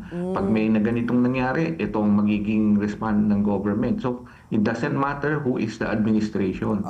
Dapat yan institutional, hindi kasi nangyayari yan. Nagdidebate pa, magiging magiging personality based pa. Hindi, kailangan dito institution response. Hindi siya executive response lang. Dapat lahat. Correct. Gumagalaw. Professor, isa pang nakakapangamba, ito kanina binasa na namin, yung transport sector. Humingi po sila ng dagdag po na 2 piso sa pamasahe for traditional jeeps. Pero sabi naman ng gobyerno, bibigyan sila ng ayuda, 5,000 fuel subsidy, pero sabi nga ng jeepney drivers, baka 1-2 araw lang yan, ubos na. Ang sabi naman ni Secretary Lopez ng Transportation, sabi niya, they have to tread with caution kasi nga, domino effect effect yun. Paano po yan? Yung 2 piso na pamasahe, dagdag pamasahe, gaano kalaki po ang epekto po niyan? Kasi sabi nila, kalaban dyan, inflation eh. Pag tumaas ang pamasahe, ayan na, sunod-sunod na lahat. How does that affect us? Just sa ibang tao, parang kawawa naman yung mga jeepney driver, 2 piso. Pero yung mga mananakay, 2 piso nga yan. Pero pag maraming beses sila sa isang araw sumasakay ng jeep, syempre, ano yung kanilang budget. But how does that affect si Juan de la Cruz? Malaking, both sides may epekto yun. Kaya lang, ang dapat pagka may crisis, no, may opportunity. Opportunity yan to reform eh. Nakikita mo eh. No? So, for instance, nung pandemic, marami sana tayong nagawang reforms noon. No? Kaya lang, medyo iba yung condition. No? Pero ito, meron na naman tayong oportunidad. Kasi, halimbawa, itaas yung presyo ng yung pamasahe. Kung wala namang sasakay, ganun din yung epekto nun, no? Paano mo nasabing 2 piso ang kailangan? At paano mo nasabing hindi masasaktan yung sasakay, di ba? Ano yan eh, kung walang alternatibo, walang choice yung taong bayan, tataas ang inflation. Pero kung may alternatibo, mabawasan. Katulad ngayon, ano alternatibo? Bawasan mo yung workday. O, binawasan na ng 1 araw. So pagka ganon, ginawa mong 2 piso, parang dinagdagan mo ng 2 piso, pag sinuma mo, nawala yung 1 araw mo, di halos ganon din netong kinita ng driver, di ba? So, kailangan, kaya katulad ko dito, hindi pwedeng naglalabas tayo ng numero out of the blue. Pinag-aaralan talaga yan. At sinasabi, ito yung magiging epekto kapag ganito tinaas mo o pag ganito binaba mo. So, both sides, may effect. Kaya nga yung sinasabi ni Prof. Winnie na targeted subsidy, mas okay pa yun, no? Kaya lang, siyempre, hindi pwedeng ang gusto mo bang subsidy, 50,000 agad? Hindi kaya ng pamahalaan yun. So, tulong lang, no? Tulong lang to. Hindi naman to sinasabing solve ko problema mo eh. Yun nga sinasabi ko. Dapat ko, for example, kung ako nasa transport sector, magbabago din ako ng behavior ko. Tatakbo ba ako ng walang laman? Yung yung sasakyan ko naka-idling palagi. Mga ganun. May mga dapat nung time na as I remember right, 70s, 80s may ganun na tayong mga mindset bumalik nag-retrogress So may ganun din, no? So ganun din sa tao, tayo sa bahay. Di pinapatay yung ilaw, yung tubig hindi nag-maintenance, ano? So para sa akin dapat wake up call to. Hindi natin sinosolve yung problema para yung comfort natin tuloy-tuloy. We are solving the problem so that when this thing happen again, we can respond accordingly, and we as a society, as a nation, tulong-tulong, no? So, hindi lahat pinapasa natin yung burden sa isang grupo lang. Sa gobyerno lang lagi, no? Kami dapat tulungan nyo. Kayo, Milos. Hindi ganun. Whole of nation approach, tapos yun na nga, paradigm shift na talaga, conservation mindset talaga dapat ang nasa isip na natin. And regardless of whether there's a crisis or not, 'di ba? Kasi nga net importer nga tayo ng langis. So kailangan talaga marunong po tayo mag-conserve para po it goes a longer way, no, Professor? Yes, hanggang ngayon natataka nga ako sa mga reklamo na dapat ditatas ang presyo. Hanggang ngayon hindi naintindihan pa ba o ayaw intindihin na wala tayong langis. Yun lang po yun. Siguro ako lang isang tanong ko nga, Prof, no, para lang po konkreto po nating marinig mula sa inyo. Ano po yung pwede po bang pakilatag, halimbawa, yung long-term solutions, bukod po sa changing the mindset? Because, it's cultural, di ba? Kumbaga, matagal-tagal po na pag-re-inculcate ng values yan, na mga pananaw, paradigm shift. Pero sa ngayon po, since, I'm sorry to say, talaga ngayon, ang mga leader po natin, ang gobyerno po talaga yung makakasagot sa crisis ngayon, for now, while we are doing the paradigm shifting and while doing the cultural changes nga sa ating mga pag-iisip at pananaw, Ano po yung mga konkretong mailalatag natin na polisiya para po sa long-term solution, para pag halimbawa, hindi naman po lagi na lang tuwing may crisis na lang, doon tayo mag-act na lang, doon mag-act out na lang po yung ating pamahalaan, ano? So, para po sa inyo, bilang isang profesor nga at ekonomista po, no, ano po yung mga konkretong pwede mailatag na change in policy po ng ating pamahalaan? Para po, just in case this happens again, hindi po tayo parang nagkakadarapa, parang hindi tayo lagi nasa survival mode. Well, katulad na sabi ko kanina, institutional, no? So dapat meron tayong mga auto-trigger sa ating batas. Such as what, Katulad- Professor? Halimbawa, kung nasa batas na before yung kaya lang may expiration. Pag nag-80 yung presyo ng langis, may mga suspension ng tax, may mga adjustment. So dapat hindi yun wala siyang expiration. Dapat siya ay until meron tayong tinatawag na energy Crisis. hindi na yung makakaabot sa self-sufficiency, pero at least sa level na let's say 20% ng self-sufficiency. No? So halimbawa, may sarili tayong stockpile, no? Sabi ngayon ng Pangulo, meron tayong 60 days. Baka kailangan gawin nating 200 days, no? Na stockpile ng ganyang mga ng oil, no? Langis, Oo. So, yung kailangan may mga ganung pag-iisip tayo long term kasi nga very volatile kasi malayo yung pinagkagalingan eh. Hindi naman dito lang sa katabi mo eh. Oo. No? Mahirap So, yata yung sa'yo. 200 days na inventory dahil laking pera po niyan no? Parang nakikita. Well, yung kaya nga. So, it's either 100 days, depende, hindi kasi sinasabi ko lang po, no? Hindi ko alam kung ano yung dapat meron tayong tinatawag na efficient level of inventory. So, alamin dapat yan ang pamahalaan. Yan ang isa sa long-term solution. Pagkatapos, yun nga, meron tayong dapat ibalik natin yung information education campaign.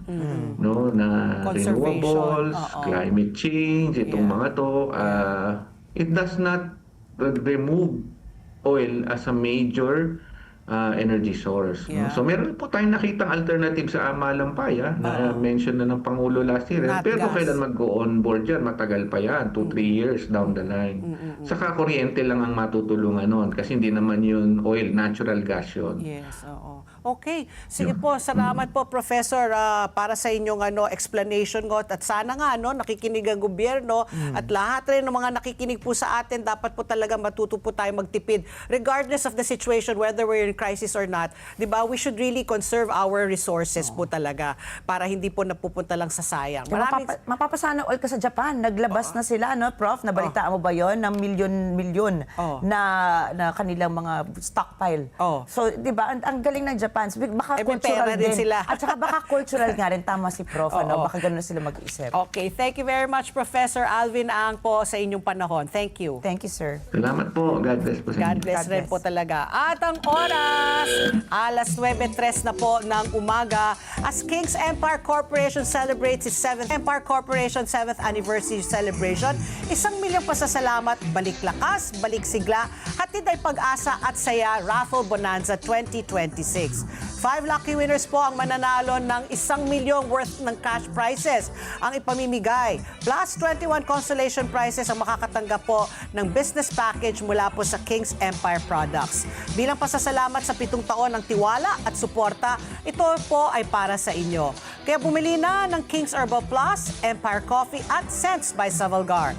Promo runs from March 3 to November 30 with the grand draw on December 8, 2026. Para po sa karagdagang katanungan, bisitahin lang po ang kanilang official Facebook page, ang REH Kings Empire Corporation o Kings Herbal Plus. Balik lakas, balik sigla, hatid ay pag-asa at saya. At ang oras, alas 9:05 na po ng umaga sa aming pagbabalik. Makakausap naman po natin si Director Luisito de los Santos mula po sa Marina. Pag-uusapan natin to yung mga barko, pamasahe po sa mga barko. Sa pagbabalik po yan ng ASPN. Ano sa palagay nyo? Ang sigaw ng Pinoy Nation. Information and education. Ating saloobin, ipakita natin ang nasa problema natin. Ano sa kayo? Ano sa PASPN? Oras, alas Alas 9:07 na po ng umaga at ang oras na ito atin sa atin ng IMAC, UPVC Roof Corporation. Absolutely rust-free. IMAC. At ang oras muli, alas 9:08 na po ng umaga at kasama na po natin sa linya si Director Luisito de los Santos mula po sa Marina. Magandang umaga po, Director, and welcome back po sa ASPN. Magandang umaga po morning, sa sir. ating mga tagapakinig at pasensya na po at medyo nasa malayong lugar po tayo ngayon, nasa General Santos City. Nako, So oo. for a maritime safety engagement din po. Okay. Anyway, Director, kaya kami po napatawag dahil po dahil nga dito sa krisis sa gitnang silangan, lahat po apektado, land, sea and air modes of transportation. At ang marina po ang namamahala po sa ating mga barko, inter-island po dito. At alam naman po natin, lampas sa 7,000 ang mga isla dito sa Pilipinas.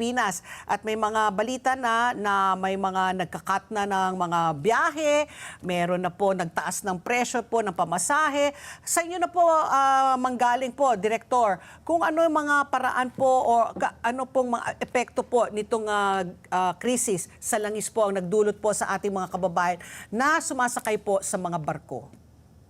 Ang Pilipinas po kasi alam naman po natin na highly dependent po tayo sa sa petroleum products at any development po sa mundo, lalo na po sa mga sa Middle East, na doon po halos ang gagaling sa ating supply para sa ating ekonomiya, I mean yung mga oil products. Apektado po tayo lahat.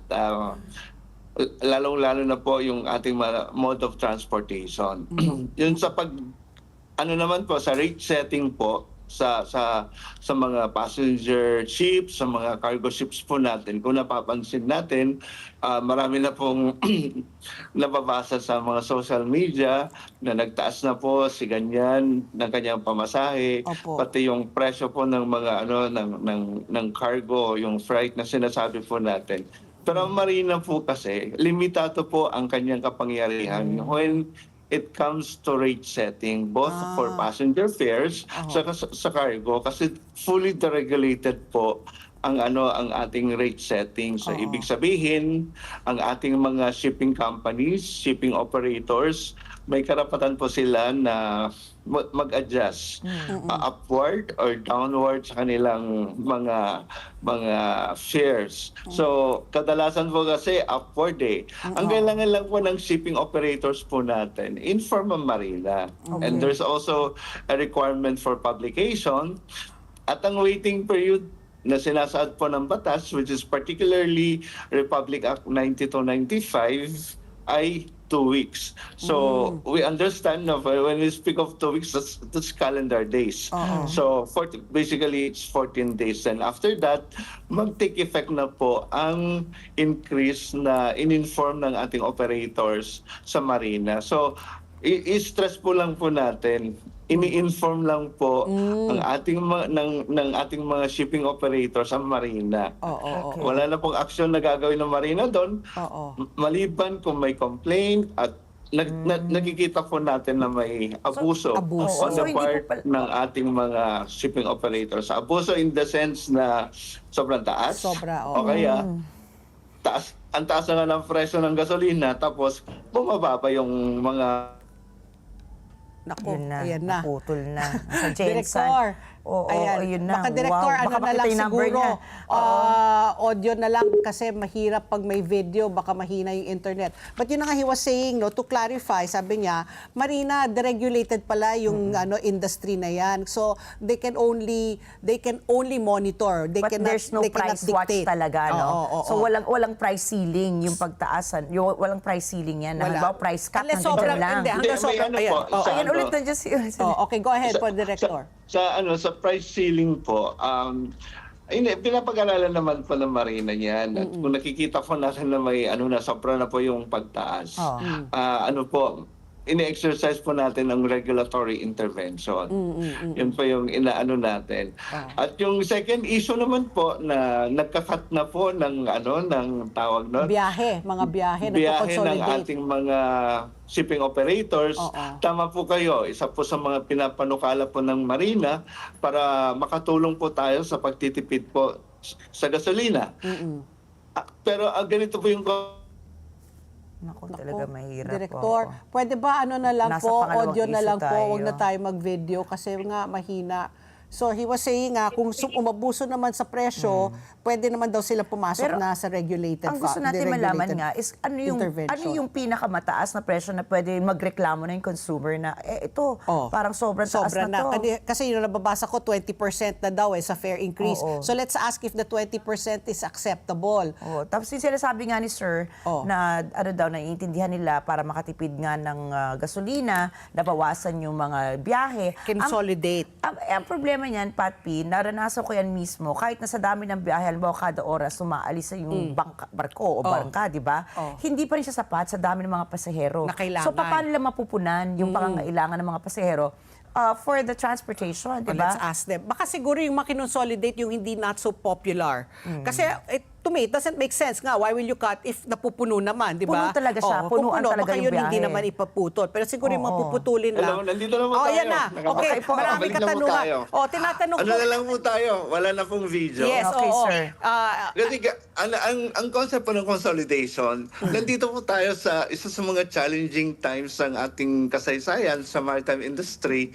At sa tingin po namin, marami rin po sa ating mga kababayan ang nagkakaroon na po ng reconsideration kung bibiyahe sila.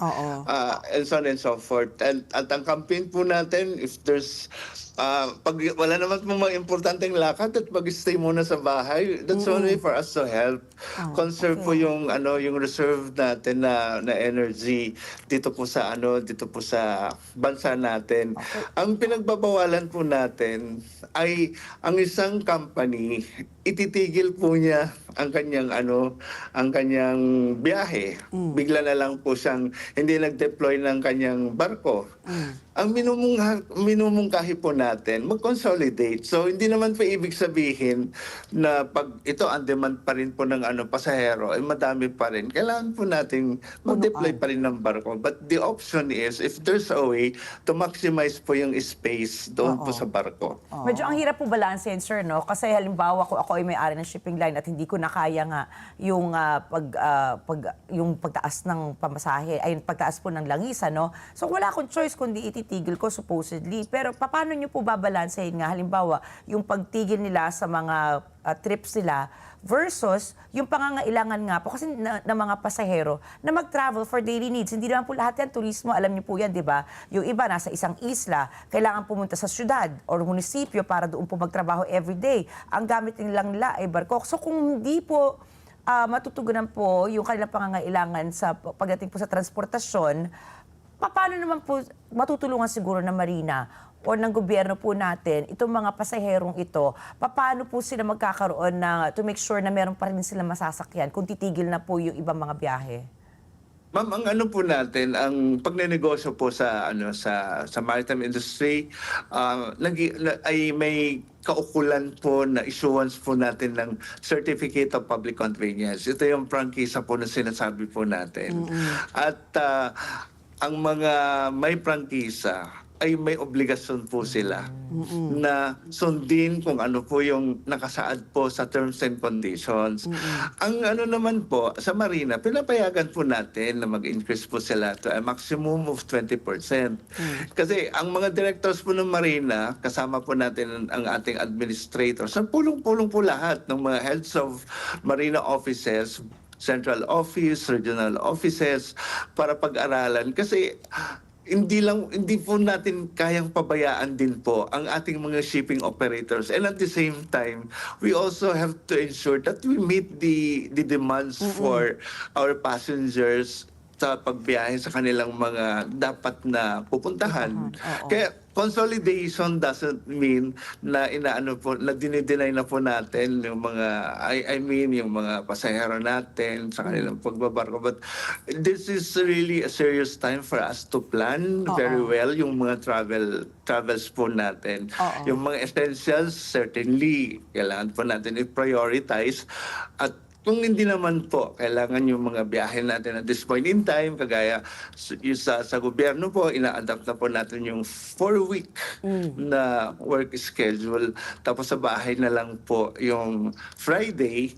At nakapagtrabaho pa rin naman po tayo through the help of digital technology. Oo. So, Director, sa mga pasahero, no, ayun na nga, pwede magtipid. Pero ang tanong ko rin, yung cargo po, yung cargo shipment po, naaantala na ho ba ngayon? Nakikita nyo ho ba, nagkakaroon na kuya ng delay sa mga supplies? Kasi nga, di ba, inter-island, hindi naman po lahat yan, kaagad-agad nakukuha yung supplies nila at umaasa sila sa barko lang para maghatid.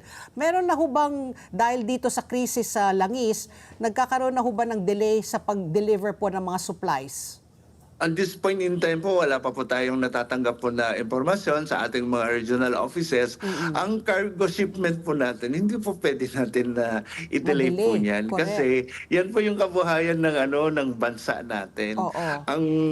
Ang po, pakiusap lang po natin ay yung mga pasahero. Oo. Baka pwedeng muna, i-reconsider yung kanilang mga plans. Pero yung cargo shipment, transshipment, movements po ng cargo, hindi po pwede yan. Dapat tuloy-tuloy lang po yan. Oo, so that's nice to hear. At least may assurance. So, okay. Hindi kasi 90% nga ng domestic natin domestic mga cargo dumadaan talaga sa shipping so di talaga pwede mapigilan. Ito po kasi 99.9 po, basically. 99.9 not just 90%. So Ang- almost 100%. Almost 100%. That's Wow. how important our domestic shipping industry is. Okay, so ako sir siguro dahil ako talaga yung nakaka-relate dito nga Patpi, di ba? Dahil bago nga po nagkaroon ng pagputok ng balita sa pagtigil po ng mga biyahe, pagtaas ng pamasahe, naranasan ko po yan mismo nung over the weekend So ano naman po, ang naiisip ko po kasi dito, halimbawa pag may transport strike yung ating mga jeepney dito sa Manila o kung saan mang bahagi po ng Pilipinas, meron pong contingency plan lagi yung pamahalaan para po matulungan yung mga mananakay. Meron po bang ganitong kapareho din na plano para po naman halimbawa sa sektor po naman ng shipping? Ngayong araw po na to, mag-uusap-usap po ang mga water transport agencies sa pamumuno po ng ating buting secretary, si Secretary Banoy Lopez po. So kasalukuyan po or within this morning, pag-uusapan na po nila ang mga contingency measures. Kasama po natin dito ang Philippine Ports Authority, Philippine Coast Guard, of course the Marina is there. At magkakaroon lang po tayo ng impormasyon sa mga concrete po na mga plans once po na Director. Nawala na. Transportation. Okay. Again po, we didn't catch the last, yung last sentence nyo po. Magkakaroon lang tayo ng datos. may meeting po si Secretary Banoy Lopez po ng Transportation ay nagsasagawa na po sila ng meeting na kasama po natin ang water transport agencies. So when we speak of water transport agencies, ito po ang Philippine Port Authority, ang Philippine Coast Guard, Marina, and Cebu Ports Authority should also be a part. So ngayon po pag-uusapan ng mga concrete po na mga steps on how we can further mitigate yung impact po ng oil crisis sa Middle East. So you're saying, sir, at this point na hindi naman po ito unang pagkakataon, nagkaroon tayo ng ganitong krisis, wala pa rin pong kumbaga ready meron na naman contingency plan? Kasi ngayon pa lang natin malalaman, mamaya niyo pa po sa amin may babahaging detalye, di ba? Meron naman po yung mga existing mechanisms po natin. Such as what, We have sir? Existing mechanisms po natin na yung support na binibigay po natin sa ating mga pasahero. Pero yung issue po ng oil crisis ngayon, Naku, nawawala. Si Director. Director? Okay, I think we lost him. I wanted to ask him also kasi nga next month yung long holiday, may religious holiday, doon talaga inaasahan na marami sa ating mga kababayan ay magbabiyahe at marami po sa kanila ay gagamit po ng barko. So kung ano po yung magiging epekto po niyan kung sakali magpatuloy pa rin itong krisis sa gitnang silangan. Director, are you still there or we have to say Hello? Ayan, Director. Hello? Yes, Director, my last question na lang po, kasi next month po yung Holy Week po para sa mga Katoliko at alam po natin talaga yun ang dagsaan ng umuuwi at gamit po ang mga barko. Ano po ang maasahan po ng ating mga kababayan po kung sila po ay gagamit po ng barko come Holy Week po? ano pang taas presyo pa rin, or kung hindi na matuloy ang kung mahinto na ang krisis, balik po sa normal? So very fluid pa rin ho ba, or meron na po kayong pwedeng i-anunsyo? Sa ngayon po yung preparations po natin sa sa Holy Week, ang lead agency po dito is the Department of Transportation. Yung sa Marina naman po, pinapasigurado po natin na ang ating mga barko ay safe. Kasi everyday po ang ginagawa ang Marina yung pag-inspect at pag-inspect sa ating mga barko at yung compliance monitoring na sinasabi po natin na regularly undertaken po naman. At nagkakaroon din po tayo ng intensified maritime safety campaign, at tapos inspections, as well as audits. Every day po natin na ginagawa yan. Pero kung may mga okasyon po, kagaya ng this Holy Week, mas pinapaigting po natin ang seaworthiness o yung safety ng ating mga barko. Opo. Okay, maraming salamat po, Director Luisito, sa inyong panahon. At sana po, ay makakabalik po kayo para po i-share with us kung ano po yung mga bagong hakbang po na gagawin po ng Marina because of this oil crisis. Thank you very much sir. po. Next week siguro, mas concrete na po yung mga information na pwede po namin. Very good. Okay, Ayan, next masaya week yan. po. Okay, Ayan po, salamat Director po. Luisito. Thank you very much po. Thank you po. Thank you. At ang oras, alas 9:24 na po ng umaga, tuloy-tuloy pa rin ang ating pagbabalita. Inihanda na ng pamahalaan ang 2 chartered flights para sa mga overseas Filipino workers sa gitnang silangan na nais pong bumalik na sa Pilipinas. Ito po ay ayon sa ating Pangulo, PBBM, maaari na daw dalhin ng 3 Emirates commercial flight ang mga OFW mula sa Dubai, direkta pabalik ng Maynila matapos ang muling pagluwag ng mga airspace restriction sa bahagi po ng Middle East. Magmumula ang isang chartered flight sa Riyadh at isasakay nito ang mga Pilipino mula sa Saudi Arabia, Kuwait at Bahrain.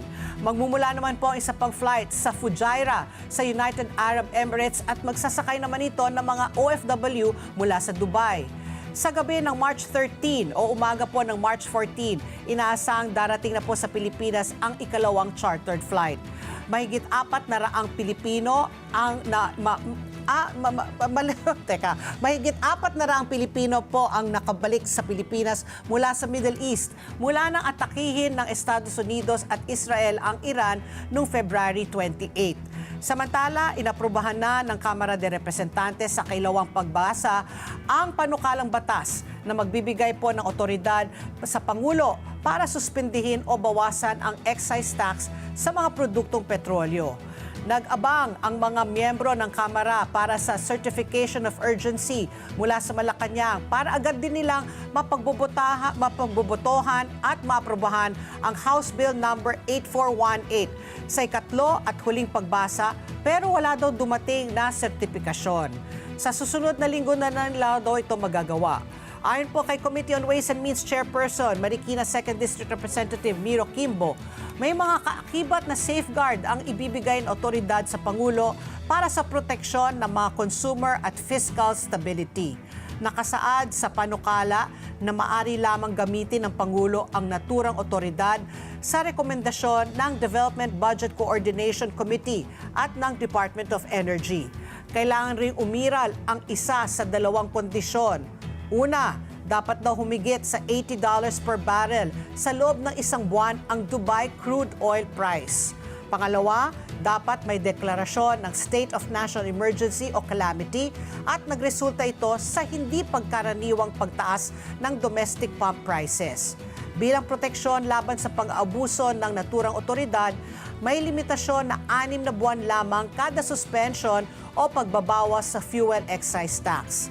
Inaatas din sa panukalang batas ang agad na pagbawi sa suspensyon o pagbabawas sa fuel excise tax oras na matapos na ang mga hindi karaniwang kondisyon na tinugunan nito. Hinihikayat rin po ni Congressman Terry Ridon, si Pangulong Marcos, na agad na magdeklara ng State of National Emergency oras na maging batas na ang hakbang. Ayan. Ricky. Samantala, pinaalis ang Commission on Appointments Committee on National Defense sa paggamit ni Senator Rodante Marcoleta sa salitang satsat Sa kanilang pulong, ginamit po ng senador ang salitang satsat para isalarawan ang pagsasalita sa media ni na Philippine Coast Guard spokesperson for the West Philippine Sea, Rear Admiral J. Tariela, dating Supreme Court Justice Antonio Carpio at maritime law expert na si J. Batong Bakal tungkol sa West Philippine Sea. Kini-question ni Marcoleta kung bakit pinapayagan ang mga ito na magsalita sa media gayong national security issue ang West Philippine Sea. Pinatanggal ni Senate Deputy Majority Leader Risa Ontiveros ang salitang satsat dahil hindi umano ito akmang pagsasalarawan sa ginagawa ni Tariela. Dumepensa naman si Marcoleta at sinabing ginamit niya ang salitang satsat dahil naniniwala siyang walang basihan ang sinasabi ng tatlo. Kinukasyon po ni Marcoleta ang naratibo ukol sa pagkakadiskubre at okupasyon ng Pilipinas sa Kalayaan Island Group. Iginiit niya na wala sa exclusive economic zone ng Pilipinas ang naturang island group. Mali rin niya si Carpio sa pagsasabi na hindi na kailangang tukuyin ng Pilipinas ang exclusive economic zone ito sa pamamagitan ng mga chart and map coordinates. Kalaunan ay tinanggap naman ni Marcoleta ang suhestyon na palitan sa salitang satsat ng pahayag o salita o pagpapaliwanag na naig po ang motion ni Ontiveros Alisina sa salitang satsat sa record. Ayan, kasi Ricky, mahilig ka magsatsat. At ang Satsat oras, kasi ng satsat. alas 9:29 na po ng umaga. Para naman sa ating world news, inahayag ng Iran na dapat maghanda ang buong mundo na umakyat, wow, sakit nito, sa $200 per barrel ang presyo daw ng langis. Sinabi ito ng Iran kasabay ng pag-atake nito sa mga merchant ship. Inirekomenda naman ng International Energy Agency ang malakihang paglalabas ng mga strategic reserve para bawasan ang epekto ng pinakamalalang oil shock mula pa noong dekada 70. Noong Miyerkules, 3 barko ang napaulat na tinamaan sa karagatan ng Gulf. Sa kabila nito, naninindigan naman po si US President Donald Trump na hindi pa siya handang tapusin ang giyera nito sa Iran. Samantala, nilinaw po ng isang opisyal ng Iran na bahagyang ilang nasaktan ang bagong supreme leader ng Iran na si Mojtaba Khamenei. Hindi pa nakikita ng mga Iranian si Khamenei mula nang piliin siya ng isang clerical assembly bilang bagong supreme leader. May kumakalat na ulat na nasugatan si Khamenei sa mga pag-atake ng Israel at Estados Unidos. So talagang hanggang ngayon, mananalangin pa rin tayo na matapos na yung gera na yan. Can you imagine, no, kung umabot sa $200 per barrel, ngayon nasa 120 na yata. At yun na nga, tinan mo na ang presyo ng krudo, no, nasa 80 ang diesel. Kung mag $200, baka umabot na rin ng 200 pesos kada litro. Presyo na talaga. Ay, nako. Ang oras, alas 9:30 na po ng umaga. At ang oras na ito hatid sa atin ng Salem, bringing comfort to Filipino homes for over 50 durable years. Salem Bed, ang hari ng tibay. Ang oras muli, alas 9:31 na po ng umaga sa aming pagbabalik. Makakausap naman po natin si Dr. Mark Austin Gawaran. Siya po isang emergency medicine doctor mula po sa Makati Medical Center. Pag-uusapan natin ang rabies. Ayan, kasi marami daw ang namamatay sa rabies dahil pag kinagat ka ng mga... Nakagat ka na ba? Hindi, buti na lang. Buti, ng wala mga pa, aso, wala pa. pati Sa buong pusa. buhay mo, never pa? Never. Wow. Ayan. Okay, sa pagbabalik po yan ng ASPN. Ano sa palagay nyo? Ang sigaw ng Pinoy Nation. Information ASPN. Oras! Alas 9:33 na po ng umaga. Ngayong buwan po ng Marso, sama-sama tayong lahat po na makikiisa sa Rabies Awareness Month bilang bahagi ng kampanya po ng Department of Health o DOH upang mapataas po ang kamalayan ng publiko tungkol sa rabies, isang nakamamatay ngunit may iwasang kondisyon. At para po bigyan tayo ng mabangis na payo upang gabayan ang publiko sa pagpapanatili ng kaligtasan ng tao at ng hayop, makakasama po natin live via Zoom ngayong umaga si Dr. Mark Austin or Doc Austin for short, F. Gawaran, isang emergency medicine specialist sa Makati Medical Center. Good morning po, Doc. Good morning, Doc Austin! Welcome sa Good morning ASPN po. po. Good morning po. Oh. Good morning po, Ma'am Pat, Ma'am Ricky, no? Tsaka po sa lahat na nakikinig, nanonood po sa atin sa buong Pilipinas po. Magandang umaga. Okay, Doc Austin, sabi nga namin kanina sa intro namin, nakakamatay itong rabies. Pero pwedeng maiwasan naman po, no? So, para po sa kaalaman po ng mga nakikinig at nanonood po sa atin, paano ba nakakakuha ng rabies? Paano ba ito nakakamatay? At paano ba ito pwedeng maiwasan? Tulad po na sabi niyo po, no, ang rabies ay isang nakamamatay na sakit na dulot ng virus na umatake diretso ho sa utak at nerves po ng tao at hayop. No? Karaniwan po itong naipapasa sa pamamagitan ng kagat o kalmot ng hayop na may rabies, lalo na kung ang laway po ng hayop ay pumasok doon sa sugat.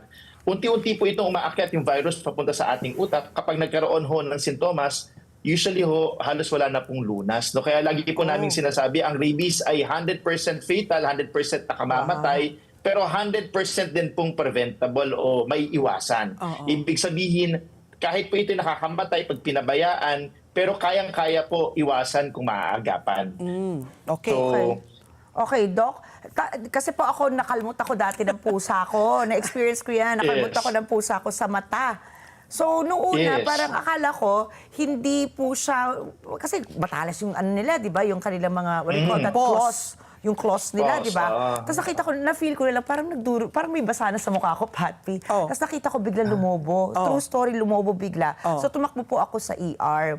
Pero buti nila po, merong ER malapit po sa bahay ko. Pero yun na nga, napakamahal ng sigil nila, no? Paano po magiging accessible naman? Halimbawa, yung mga aksidente ganyan, wala naman may gusto na makagat o makalmot, ano? Yung ganito po, paano po magiging accessible? Unang lunas po? Oo, at saka ano anong po pa unang pwedeng lunas? gawin? Or talagang walang paunang lunas, Doc? Dapat talaga tumakbo na agad, lalo pag halimbawa nakakita ka na ng simptomas. Una-una, kapag po kayo nagkaroon ng mga insidente na nakagat o nakalmot ho, no, ang unang, well, technically, walang paunang lunas ho sa rabies. Pero ang Wala pwede natin talaga. gawin sa bahay, wala talaga eh. Ang pwede natin gawin sa bahay is, linisin maigi ang sugat, no, with running water.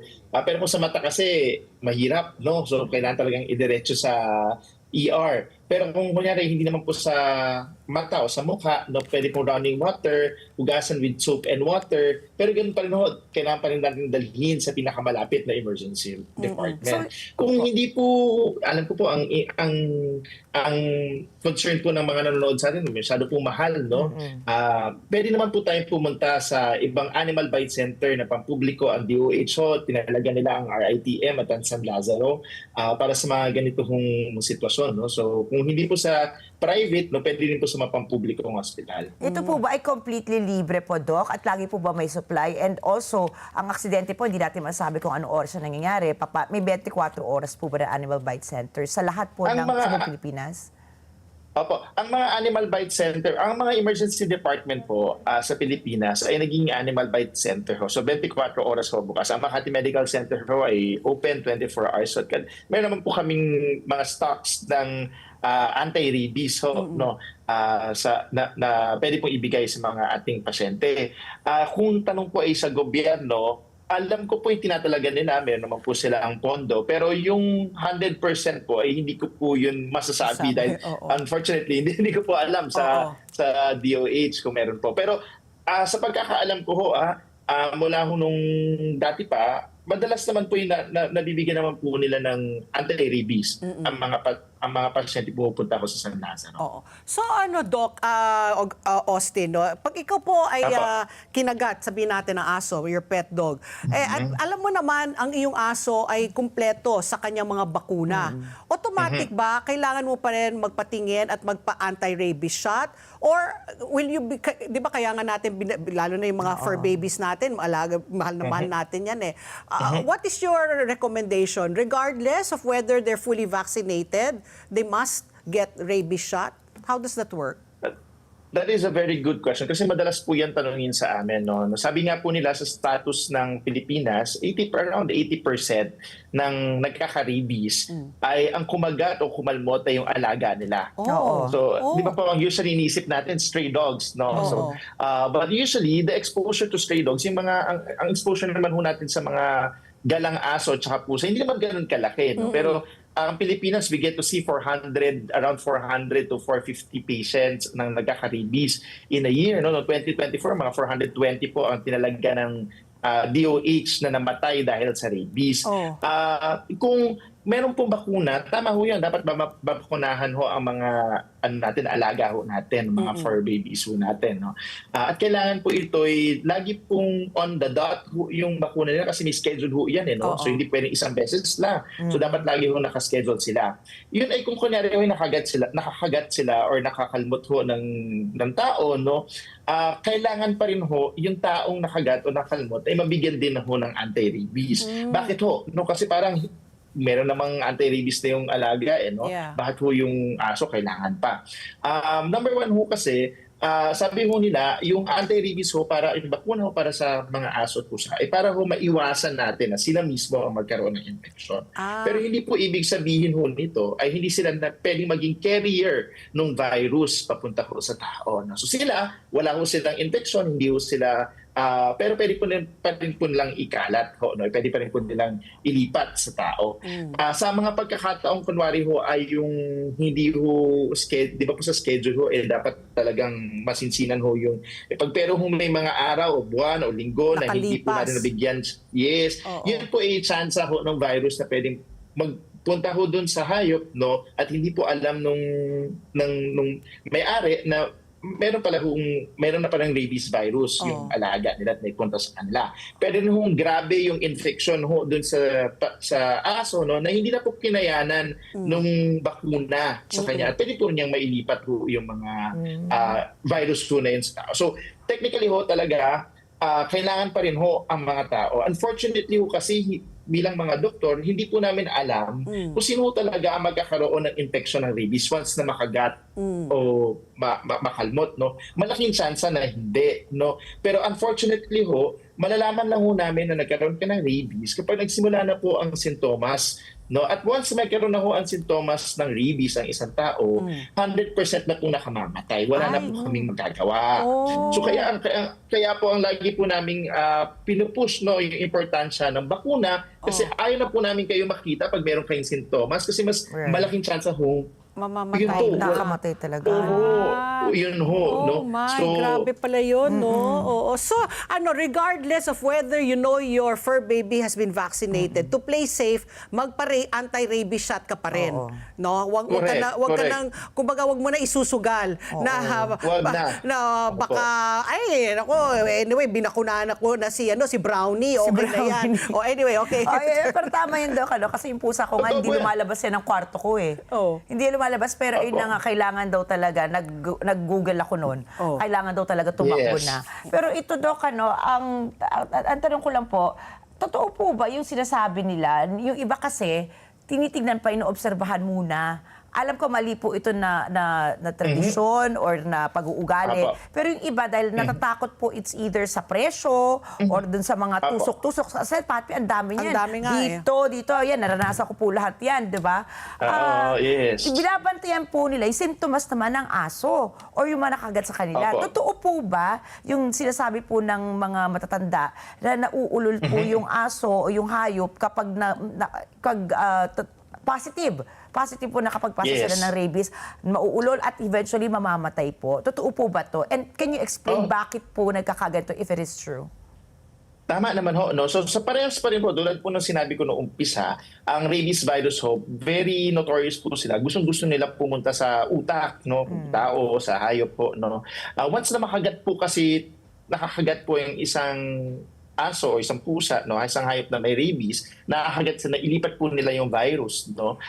Yung po nagkakaroon po ng pagbabago ho doon sa pag-uugali ho, no. Within 2 weeks no. So talaga ho nauulol yung hayop ho, no, na-activate ho yung virus, no, at nagkakos po sila ng mga ganong sintomas. No? So within 2 weeks ho, nakikita na natin yung sintomas.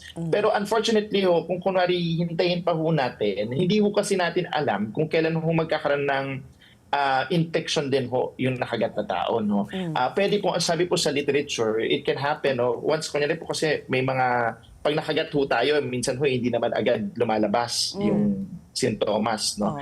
Sabi po nila, in 2 to 3 days, pwede na kung pinakabilis kung lumabas ang sintomas ng rabies pag nakagat yung tao, no? So, pero pwede rin ho kahit years after, no? So, matagal na, pwede pa rin ho lumabas ho yung rabies, no?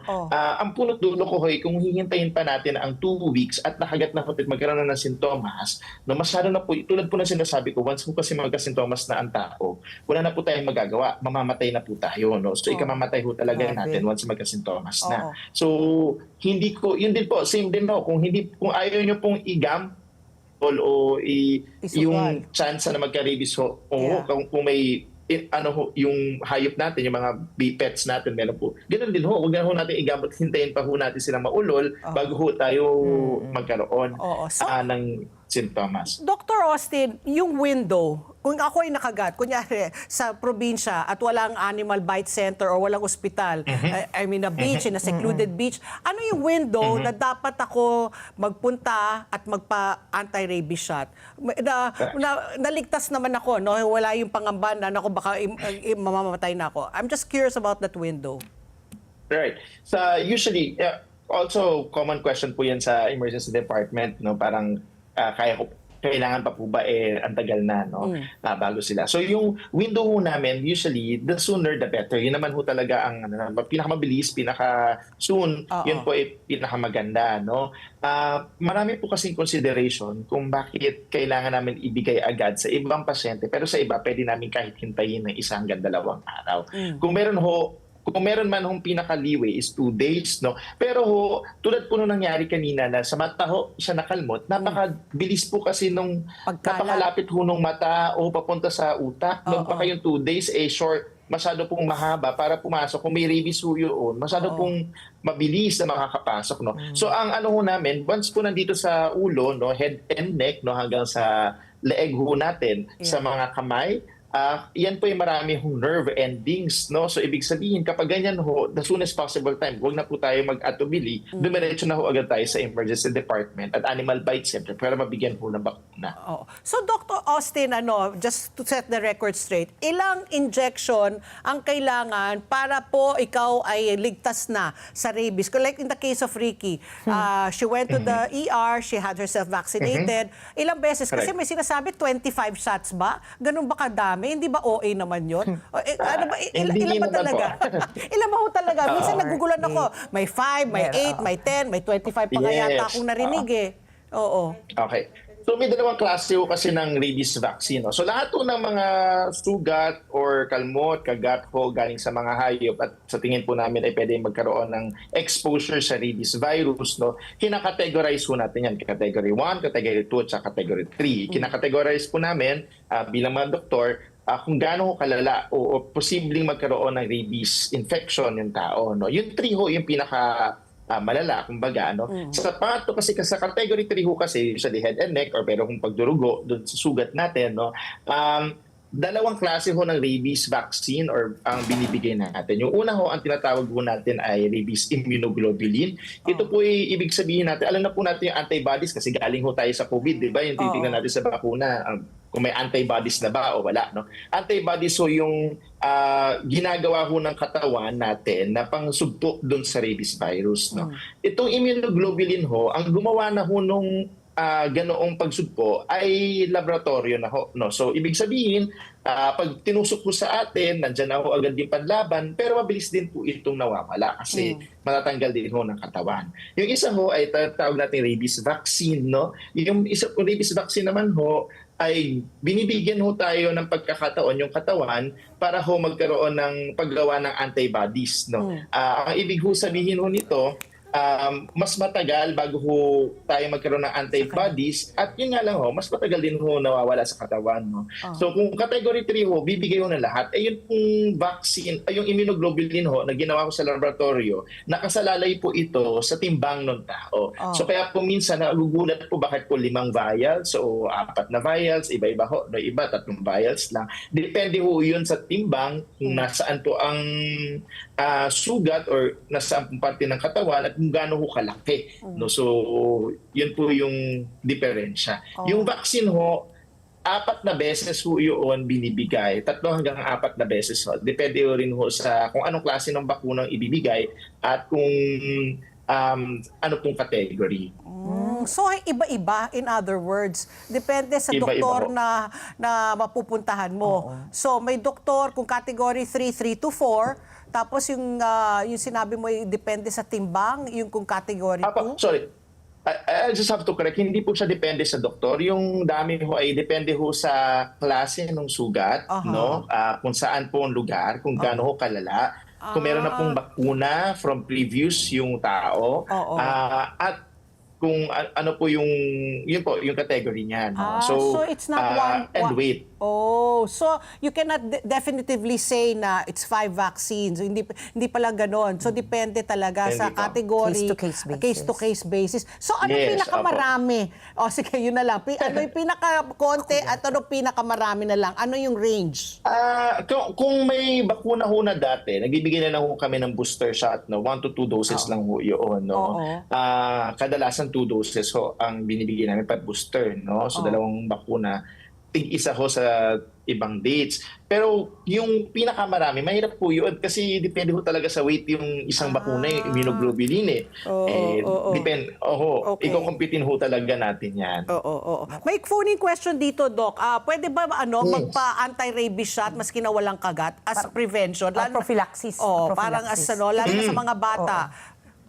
Yes. Meron po tinatawag tayong pre-exposure prophylaxis, no, ng rabies vaccine. Meron din po yan. Pwede nyo po kung sa bata pag-uusapan ho with pediatrician. Pero usually po, yun po ay inaano natin, nire-recommend ho natin doon sa may daily exposure ng mga animals, Mga no, or vets. high risk.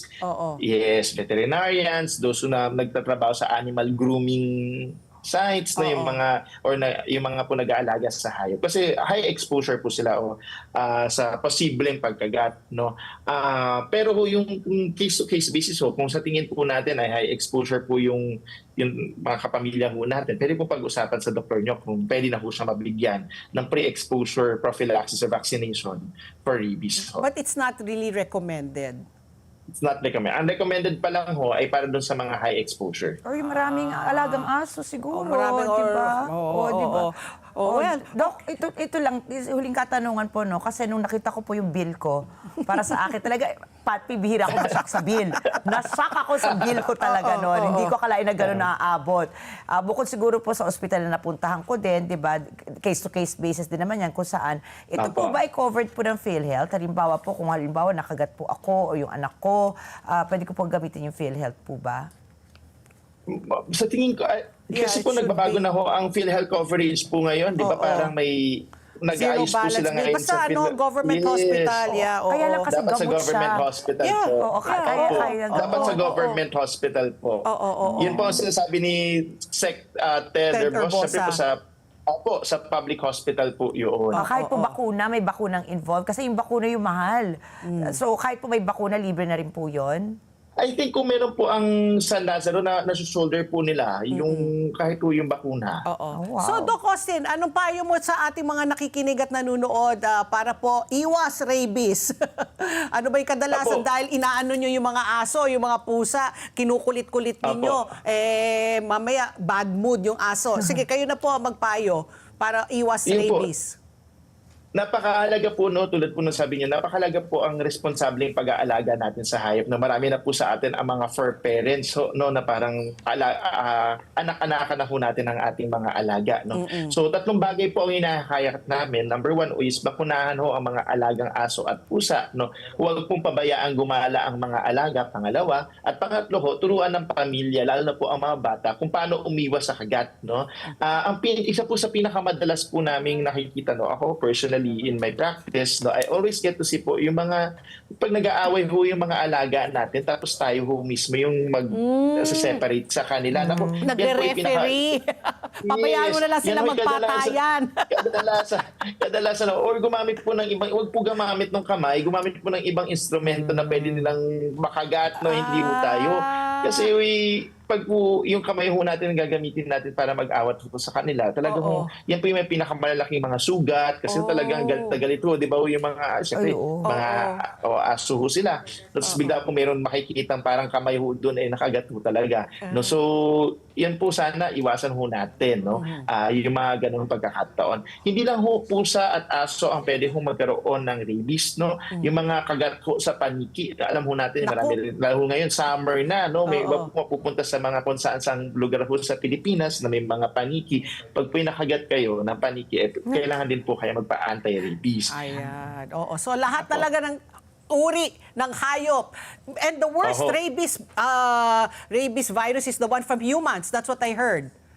Yes. Pag kinakagat daw kayo ng tao. Oo, no, really ha? Pag kumagat ang tao sa iyo, yun daw ang mas matindi daw na rabies virus. Correct, Doc?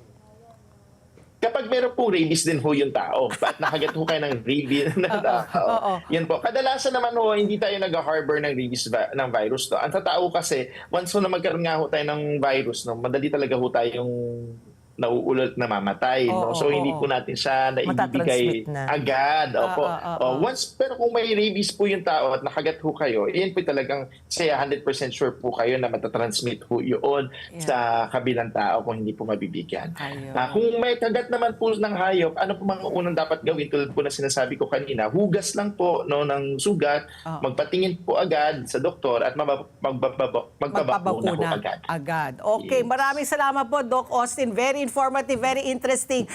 Kagatan ang pinag-uusapan natin, rabies virus. Thank you very much, Doc Austin. Thank you po. Ayan po. Ganda po umaga. Thank you po sa lahat. Ayan po si Doc Austin. At ang oras, alas 9:55 na po ng umaga. Ito po ang ating question of the day. Ang sambayanan, pinulsuhan po natin.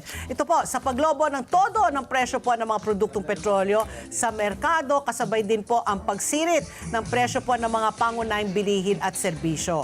Kaya ang aming question of the day, ano sa palagay niyo po ang unang dapat pagtuunan ng pagtitipid at bakit? A, pagkain ba? B, kuryente at tubig? C, ang pamasahe? Or D, ayon, up to you. Ito po, panoorin po natin.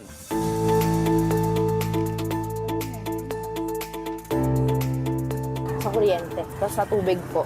Minsan po yung iba, yung iba po, yung kuryente po, na as in, hindi sila as in nakakabit sa Meralco, ganon. As in sa mga kapitbahay lang po sila, ganon. So may totoong may-ari po. So yun po, dapat din po dapat magtipid. Tapos sa tubig din po, ganon din po. Nakikabit lang po yung iba kasi minsan. Halos lahat. Sobrang mahal ng gasolina. Halos na doble presyo eh. Tataas pa daw yata eh. Gusto mo kainin, may pambili ka naman, edi mo naman bilhin. Sa kuryente, kasi mas mahal din ang kuryente. Tubig, ganun din. Kami pag wala sa bahay, patay talaga lahat. Kaya yun lang ang question ko. Kasi sa pagkain naman, nagtitinda ako dito sa pagkain. Sa lahat ng gastusin, sa kuryente, either sa etc. Ang dapat kumilos talaga din yung gobyerno natin. Katulad yan, yung sinasabi nilang pagtaas ng langis, hindi naman dapat sana itataas na yung langis na yan kasi yung deposito ng langis natin hanggang April pa. Okay, so tipid-tipid lang po tayo pero huwag kayong magtipid manood ng ASP. Pero tama ka kayo, di ba sabi mo nga sa cellphone, halimbawa, may kayo ng imported na kapel ba Starbucks, magkaroon yan, 220 na yung pinakamali. Pwede naman kayo dyan sa convenience store. Di ba? O magtimpla na lang kayo sa bahay. Yes, basta I'm sure there are ways and means para pagtipid. Pero syempre, marami na nagre-reklamo. Tipid din na kami ng tipid, di naman tumataas ang sweldo namin at tumataas pa rin ang pang bilihin. So, ay nako, ang ating magagawa lang manalangin at manalangin at manalangin. Okay, Ricky Tama. Girl. At syempre po dito sa ESPN, mahalaga ang inyong palagay. Mahalagang bahagi yan ang paghanap natin sa katotohanan kaysa bawat isang papanahon.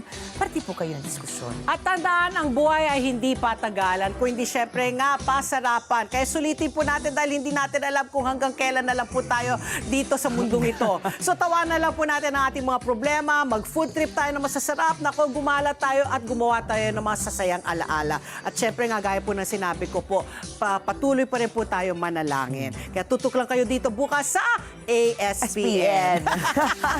Ano sa palagay niyo? Susunod na Pangkada Umaga, girls! Alas 9:30 po ng gabi, Mata ng Agla International. Dito lamang sa Net 25. Happy Thursday!